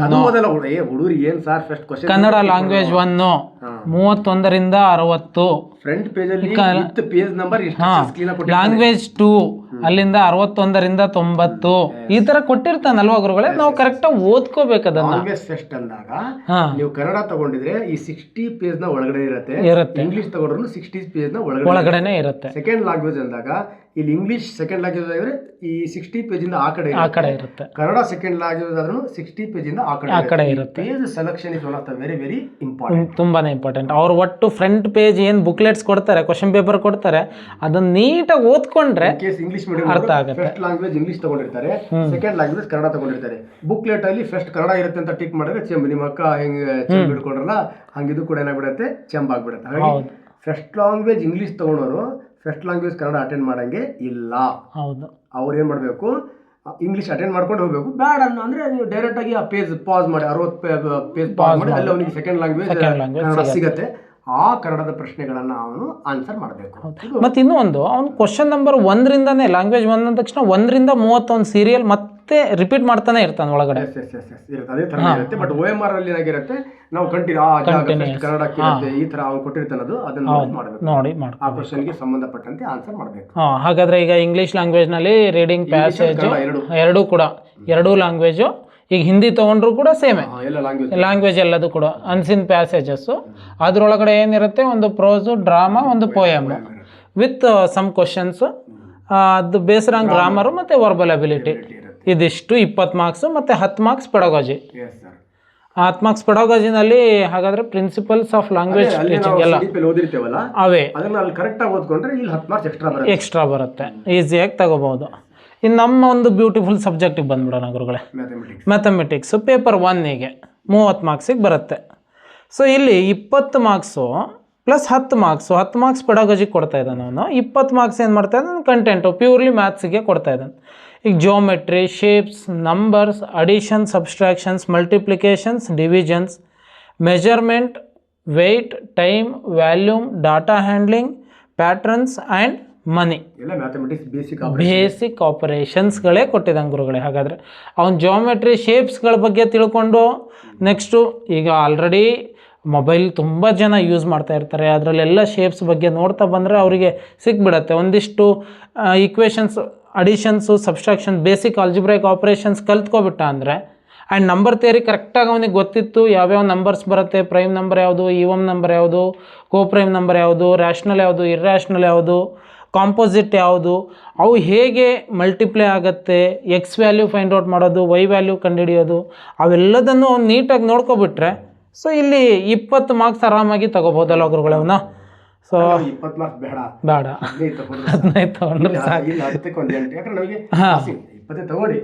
5 ಹೋಗ್ಲಿ, ಸಮಸ್ಯೆ. ನನ್ನ ಪ್ರಕಾರ ಈ ಬೇಸಿಕ್ ಆಪರೇಷನ್ 5 ಹೋಗೋ ಸಾಧ್ಯನೇ ಇಲ್ಲ. ಏನು ಪಾಪ D.Ed ಮಾಡ್ಕೊಂಡು ಈಗ ಆಲ್ರೆಡಿ ಟೀಚರು ಕೂಡ ಬರಿಬೇಕಂತ ಇದ್ದಾರೆ ಪಾಪ. ಅವರೆಲ್ಲ ಓದೋದ್ರಿಂದ ಈ ಕಡೆ 30 ವರ್ಷದ ಆ ಕಡೆ ಇದ್ದಾರೆ. ಅವರಿಗೆ ಹೇಳಿದ ಮತ್ತೆ ನಾನು ಯಾರು ಬಂದಿರ್ತಾರೋ ಅವ್ರು 20 ತಗೋತಾರೆ. ಅವರು ಆ್ಯಕ್ಚುಲಿ ತಗೋಬೇಕು. ಅವರು ಇನ್ನು ಪೆಡಗಾಜಿ ಅಂದ ತಕ್ಷಣ ನೀವು ಹೇಳಿದ್ದು ಟೀಚಿಂಗ್ ಲರ್ನಿಂಗ್ ಮೆಥಡಿಂದ ಕಂಪ್ಲೀಟ್ ಇದ್ಬಿಡತ್ತೆ ನಮಗೆ. ಹಾಗಿದ್ರೆ ಇಲ್ಲಿ ಮತ್ತೆ ಇನ್ನೊಂದು ಇನ್ಫಿನಿಟಿ ಕಾಂಪ್ಲೆಕ್ಸ್ ಇರುತ್ತೆ.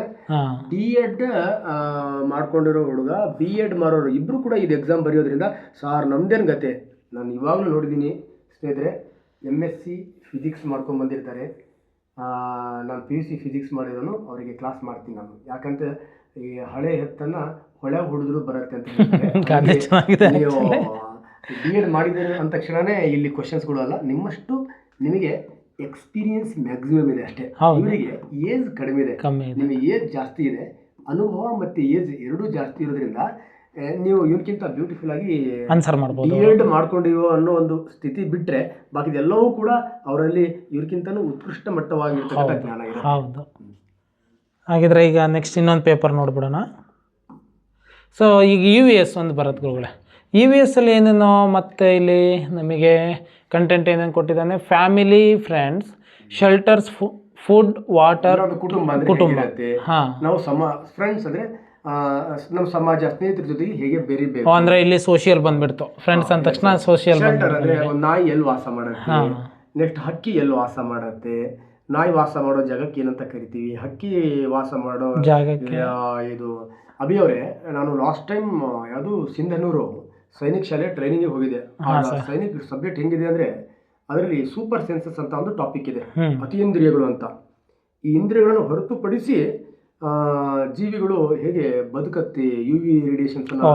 ಈ ಹುಲಿ ಇದೆ ಅಲ್ವಾ, ಹುಲಿ ತನ್ನ ಮೂತ್ರದಿಂದ ತನ್ನ ಗಡಿಯನ್ನು ಫಿಕ್ಸ್ ಮಾಡುತ್ತೆ. ಅಂದ್ರೆ ಅದು ಜಸ್ಟ್ ಎಲ್ಲೆಲ್ಲಿ ಹೋಗುತ್ತೋ ಅಲ್ಲೆಲ್ಲ ಕಡೆ ಮಾಡ್ಕೊಂಡು ಅದು ತನ್ನ ಏರಿಯಾ ಅಂತ. ಅದ್ರೊಳಗೆ ಯಾವುದು ಹುಲಿ ಬರಂಗಿಲ್ಲ, ಫಿಕ್ಸ್, ಅದು ನನ್ನ ಜಾಗ. ಈ ತರ ಈ ಶೆಲ್ಟರ್ ಮತ್ತೆ ಫುಡ್, ಆರೋಗ್ಯಕರವಾಗಿರ್ತಕ್ಕಂಥ ಈ ಬಿಸಿ ಊಟ ಯೋಜನೆಗಳೆಲ್ಲವಲ್ಲ, ಆರೋಗ್ಯಕರವಾಗಿ ಬೆಳೆಯುವ ಪ್ರೋಟೀನ್ಸ್ ಏನು ಬೇಕು, ವಿಟಮಿನ್ಸು, ಇವೆಲ್ಲವೂ ಕಂಪ್ಲೀಟ್. ಇದರಲ್ಲಿ ಅಷ್ಟೇ ಅಲ್ಲ, ಬಯಾಲಜಿ ಬರುತ್ತೆ, ಕೆಮಿಸ್ಟ್ರಿ ಬರುತ್ತೆ, ಫಿಸಿಕ್ಸ್ ಬರುತ್ತೆ, ಸೋಷಿಯಲ್ ಸೈನ್ಸ್ ಬರುತ್ತೆ, ಎಲ್ಲವೂ ಸೇರಿ ಅವನೇನು ಮಾಡ್ತಾನೆ EVS ಅಂತ ಹೇಳಿ ಮಾಡಿದ್ದಾನೆ ಅವನು. ಸೊ ಹಾಗಾದರೆ ಇದು ಆ್ಯಕ್ಚುಲಿ ಪ್ರೈಮರಿ ಸೆಕ್ಷನಿಂದ ಏನಿತ್ತು, ಅವ್ನು ಈಸಿಯಾಗಿ 90+ ಮಾರ್ಕ್ಸ್ ತೊಗೊಂಡು ಪಾಸ್ ಆಗ್ಬೋದು ಗುರುಗಳೇ. ಇದಿಷ್ಟು ಕರೆಕ್ಟಾಗಿ ಕೇಳ್ಕೊಂಡು ಓದಿದ ಅಂದರೆ 90 ದಿನದಲ್ಲಿ 90ಕ್ಕಿಂತ ಹೆಚ್ಚಾಗಿ ಅಂಕನ ತಗೋಬೋದು ಅವನು. ಅಲ್ಲಿ ಪ್ಯಾಸೇಜ್ 15 ಮಾರ್ಕ್ಸ್ ಬರುತ್ತಾ? ಹೌದು. ಸೆಕೆಂಡ್ ಲ್ಯಾಂಗ್ವೇಜ್ ಅಲ್ಲಿ ಪ್ಯಾಸೇಜ್ 15 ಮಾರ್ಕ್ಸ್ ಬರುತ್ತೆ. ಅವ್ರು ಏನು ಗೊತ್ತಿಲ್ಲ ಅಂದ್ರೂ ಒಂದು 20 ವರ್ಷ ಕೆಲಸ ಬೇಕು ಬೇಕು ಬೇಕು ಅಂತ ಬುಕ್ಗಳನ್ನು ತಿರು ಹಾಕಿರ್ತಾರಲ್ಲ, ಅದು EVS ಅಲ್ಲಿ 20 ಮಾರ್ಕ್ಸ್ ಬರುತ್ತೆ. 20 ಮಾರ್ಕ್ಸ್ ಅಲ್ಲಿಗೆ ಎಷ್ಟಾಯ್ತು, 30-50 ಮಾರ್ಕ್ಸ್ ಇಲ್ಲೇ ಸಿಕ್ಬಿಡ್ತು. 50 ಮಾರ್ಕ್ಸ್ ಅಂತೂ ಪುಕ್ಷಟೆ ಸಿಗುತ್ತೆ. ಮತ್ತೊಂದು 40 ಮಾರ್ಕ್ಸಿಗೆ 90 ದಿವಸ ಓದಬೇಕು. ತುಂಬಾನೇ ಟೈಮ್ ಇದೆ ಈ ಸಲ. ಸೊ ಹಾಗಾದ್ರೆ ಈಗ ಇನ್ನೊಂದು ಸೆಕೆಂಡ್ ಪೇಪರು ಹೈಸ್ಕೂಲ್ ಟೀಚರ್ಸ್ಗೆ. ಸೊ ಮ್ಯಾಥಮೆಟಿಕ್ಸು ಮತ್ತೆ 30 ಮಾರ್ಕ್ಸ್ ಇಲ್ಲಿ ಮ್ಯಾಥಮೆಟಿಕ್ಸ್ನಲ್ಲಿ. ಸೊ ನಂಬರ್ ಸಿಸ್ಟಮ್ ಕೊಟ್ಟಿದ್ದಂಗೆ ಗುರುಗಳೇ.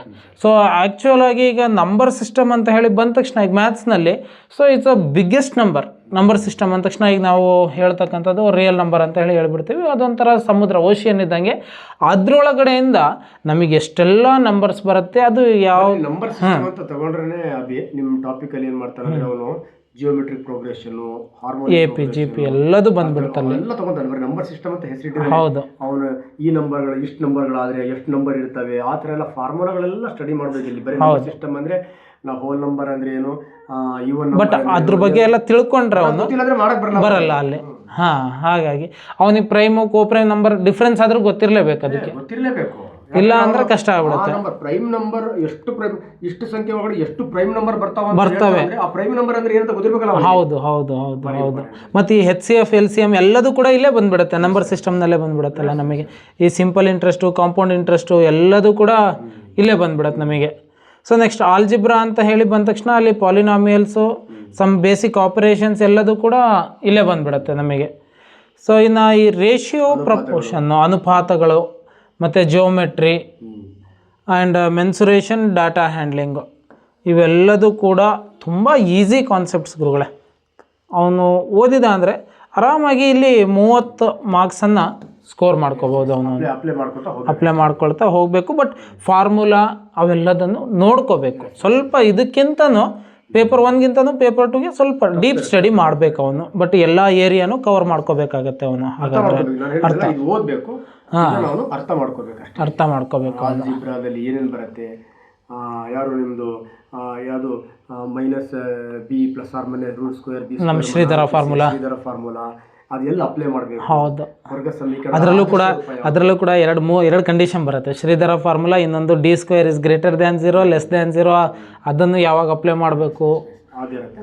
ಮತ್ತು ನಮ್ಮ ಸೈನ್ಸಲ್ಲಂತೂ ಅವನು 10th ವರೆಗೆ ಇರ್ತಕ್ಕಂಥ ಎಲ್ಲಾ ಟಾಪಿಕ್ಗಳನ್ನ ಓದೋದಲ್ಲ, ಅರ್ಥ ಮಾಡ್ಕೋಬೇಕು. ಅರ್ಥ ಮಾಡ್ಕೊ ಈಸಿ ಇದೆ ಟಾಪಿಕ್ ನೋಡಿದಾಗ living, non living world, things, natural phenomena, natural phenomena ಅಂದ್ರೆ ಲೈಟು, ಇವೆಲ್ಲ ಬಂದ್ಬಿಡುತ್ತೆ.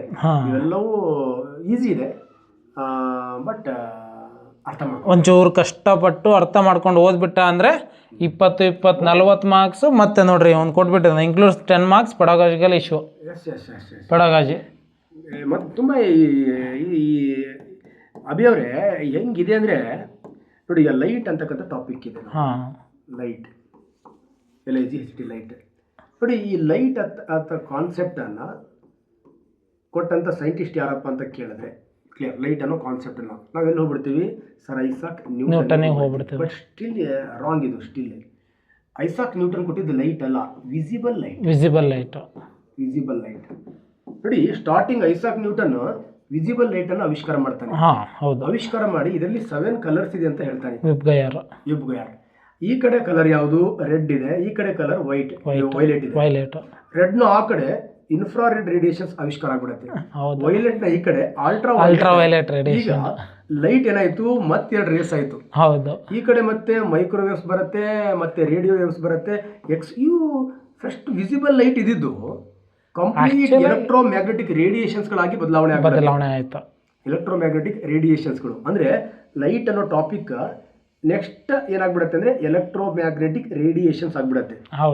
ಹಾಗಾಗಿ ಈ ಲೈಟ್ ಅಲ್ಲಿ ಏನಿದೆ ಅಂದ್ರೆ ಇನ್ಫ್ರಾರೆಡ್ ಇದೆ, UVನೂ ಇದೆ.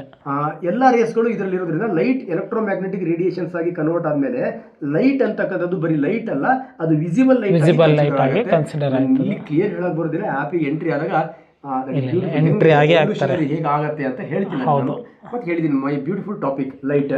ಆ ಟಾಪಿಕ್ ಬಗ್ಗೆ ಹುಡುಗರಿಗೆ ಹೇಳಬೇಕು ಅಂತ. ಯಾಕಂದ್ರೆ ನಾವು ತುಂಬಾ ಸತಿ ಹೇಳ್ತೀವಿ ನಾವು. ಎಕ್ಸಾಂಪಲ್, ಈಗ ಸೋಲಾರ್ ಸೆಲ್ಗಳು ಕೆಲಸ ಮಾಡುತ್ತೆ. ಸೋಲಾರ್ ಸೆಲ್ ಅಲ್ಲಿ ಏನ್ ಮಾಡ್ತೀವಿ ನಾವು, light energy is converted to electrical energy ಅಂತ ಹೇಳ್ತೇವೆ. ಹಾಗಾದ್ರೆ ಇಲ್ಲಿ ಬೆಳಕು ಕನ್ವರ್ಟ್ ಮಾಡುತ್ತಾ? ನೋ.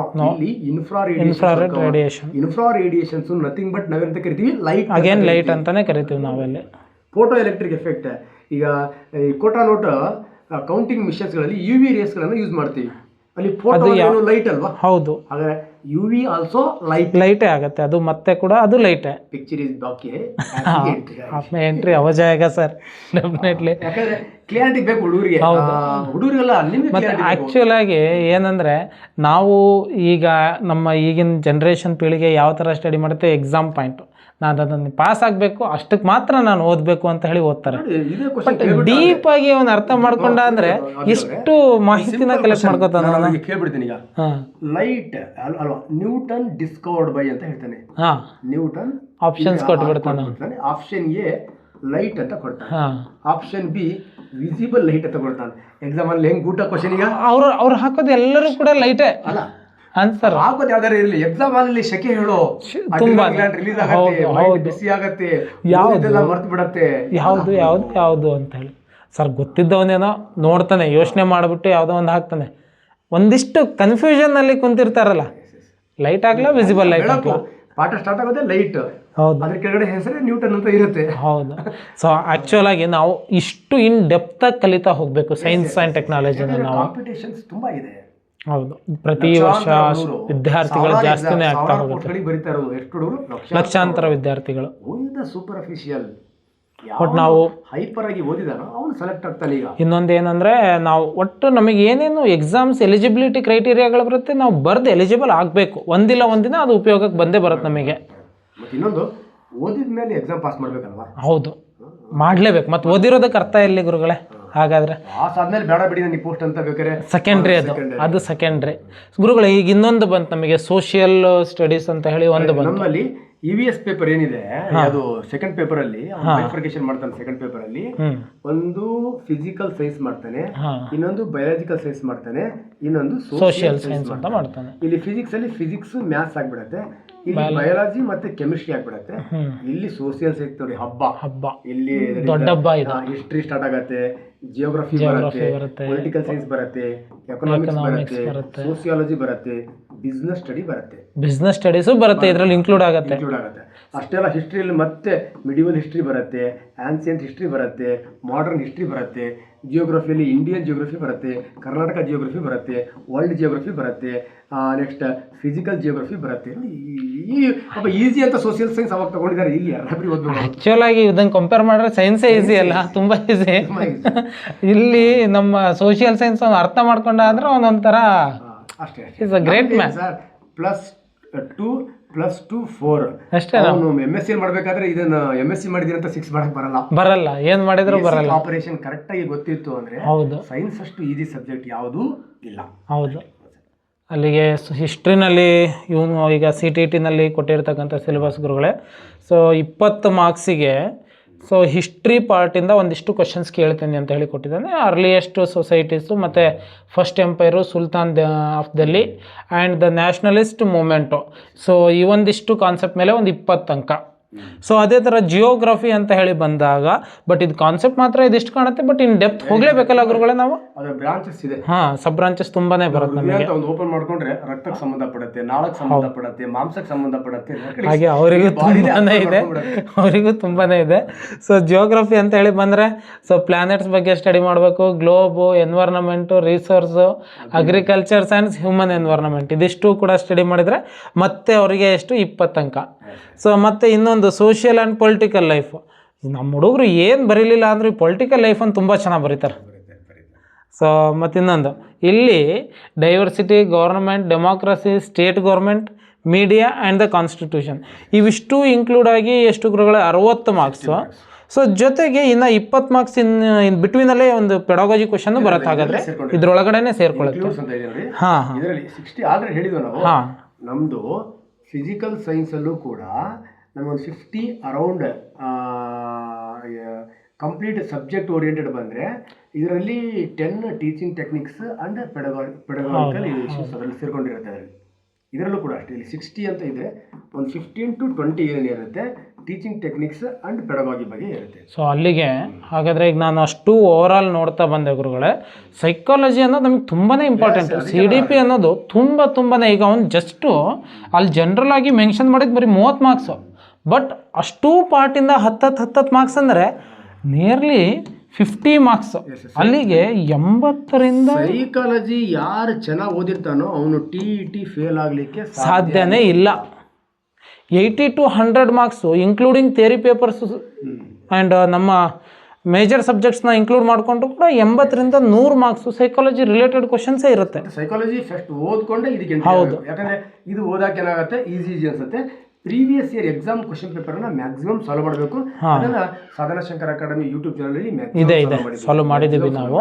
ಸೊ ಮತ್ತೊಮ್ಮೆ ಬೇಕಿದ್ರೆ ಅದನ್ನು ಮತ್ತೊಮ್ಮೆ ಸಾಲ್ವ್ ಮಾಡ್ತಾ ಹೋಗೋಣ ಗುರುಗಳೇ. ಇನ್ ಡೀಟೇಲ್ ಆಗಿ ಆ್ಯಪಲ್ಲಿ ಇದೆ. ಆ್ಯಪಲ್ಲೂ ಕೂಡ ಇನ್ ಡೀಟೇಲ್ ಆಗಿ ಕಂಪ್ಲೀಟ್ ಹೊಸ ಕ್ವಶನ್ಸ್ಗಳು ಹೇಗೆ ಬರುತ್ತೆ, ಹಳೆ ಕ್ವಶನ್ ಅವೆರಡು ಕಂಪ್ಯಾರಿಸನ್ಸ್.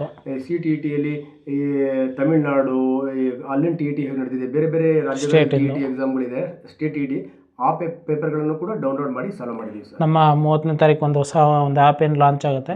ಒಂದಿಷ್ಟು TET question papers live solve ಮಾಡೋದಕ್ಕೆ ಒಂದಿಷ್ಟು ಪ್ರಯತ್ನ ಒಂದು CTET ಒಂದು ಮಾಡೋಣ ಗುರುಗಳೇ ನಾವು. ಅಷ್ಟೇ sir. Child development and psychology ಅದನ್ನೇ ಸಾಲ್ವ್ ಮಾಡಿಕೊಂಡು ಆಮೇಲೆ ಹೆಂಗೆ ಮತ್ತೆ ಕಾಂಬಿನೇಷನ್ ಕ್ಲಾಸ್ ಮಾಡ್ತಾ ಹೋಗೋಣ. ಒಟ್ಟಾರೆ ಅವರು CTET ಪಾಸ್ ಆಗಲಿ ಮತ್ತು GPST ಎಕ್ಸಾಮ್ ಕಾಲ್ ಮಾಡಿದಾಗ ನಮ್ಮ ಹುಡುಗರು ಬರೀಬೇಕಪ್ಪ ಅಷ್ಟೇ. ಹೌದು. ಈಗ ಮತ್ತೆ ಇದ್ರ ಮಧ್ಯೆ ಇನ್ನೂ ಒಂದು ಗುರುಗಳೇ, ಈಗ ನಿನ್ನೆ ಒಂದು SSC CGL ಅದು ಒಂದು ಹೇಳ್ಬಿಡೋಣ. ಹಾಗೆ 12,500 ಪೋಸ್ಟ್ ಕಾಲ್ ಆಗಿದೆ ಗುರುಗಳೇ. ಅದಕ್ಕೆ ಒಂದು ಎಕ್ಸ್ಟ್ರಾ ಇದು ಮಾಡಿ, ಯಾಕಂದ್ರೆ ನಮ್ಮ ಹುಡುಗರು ಸೆಂಟ್ರಲ್ ಗೌರ್ಮೆಂಟ್ ಕಡೆ ನೋಡ್ತಾ ಇಲ್ಲ. ನೋಡಬೇಕು ಗುರುಗಳೇ. 12,500 ಪೋಸ್ಟ್ ಅಂದರೆ ಕಮ್ಮಿನಾ ನಮಗೆ? ಈಗ ನನಗೂ ಒಂದಿಷ್ಟು ಮಾಹಿತಿ, ನಾನು ಒಂದು ಸುಮಾರು ವರ್ಷದಿಂದ ಒಂದಿಷ್ಟು ವರ್ಕ್ ಮಾಡ್ತಾ ಇದ್ದೀನಿ ಗುರುಗಳೇ. ಸ್ಟಾಫ್ ಸೆಲೆಕ್ಷನ್ ಕಮಿಷನ್ನು ಇದು ಕೂಡ ನಮಗೆ ಇದು CGL ಇದು ಕಂಬೈನ್ ಗ್ರ್ಯಾಜುಯೇಷನ್ ಲೆವೆಲ್ ಎಕ್ಸಾಮು ನಮ್ಮ ಕರ್ನಾಟಕ ಸ್ಟೇಟಿಂದ ಮ್ಯಾಕ್ಸಿಮಮ್ ಅಂದರೆ 20% ಸ್ಟ್ರೆಂತ್ ಕೂಡ SSC ಎಕ್ಸಾಮ್ ಬರೆಯಲ್ಲ ಗುರುಗಳೇ.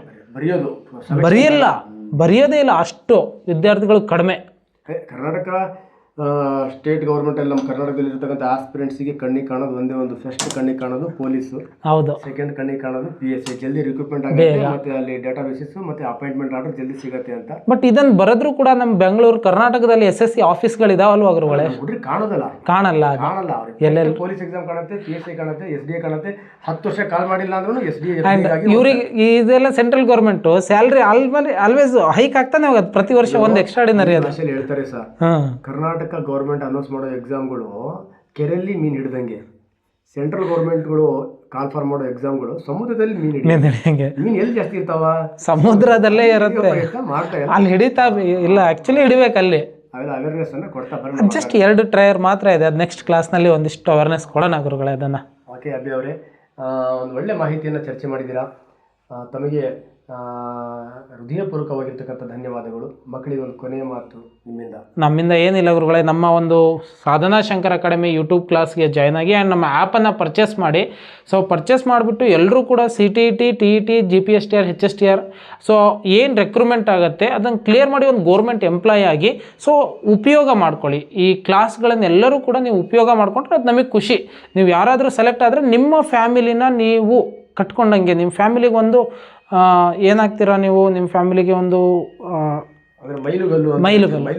ಮೈಲ್ ಸ್ಟೋನ್ ಆಗ್ತೀರಾ, ನಿಮ್ಮ ಜೀವನನ ನೀವು ರೂಪಿಸ್ಕೋತೀರಾ. ಸೊ ಬಡವನಾಗಿ ಅಥವಾ ಪರಿಸರ ಸರಿದೆ, ಕಲ್ಚರ್ ಸರಿ ಅಲ್ಲಿ ಹುಟ್ಟಿರೋದು ಶಾಪ ಅಲ್ಲ, ಅದನ್ನ ಬದಲಾಯಿಸದೆ ಇರ್ತಕ್ಕಂಥದ್ದು ಶಾಪ ಅಲ್ಲ. ಬದಲಾವಣೆ ನಾವು ಮಾಡ್ಕೋಬೇಕು. ಬದಲಾವಣೆ ಮಾಡುವ ನಿಮ್ಮ ಫ್ಯಾಮಿಲಿಯ ದೇವರು ನೀವು. ನಿಮಗೋಸ್ಕರ ಬದುಕಿ, ಸ್ವಾರ್ಥಿಗಳಾಗಿ ಬದುಕಿ ಎಕ್ಸಾಮನ್ನು ಕ್ರ್ಯಾಕ್ ಮಾಡಿ ಅಂತ ನಾನು ಹೇಳ್ತೇನೆ ಗುರುಗಳೇ. ಓಕೆ ಗುರುಗಳೇ, ಥ್ಯಾಂಕ್ ಯು.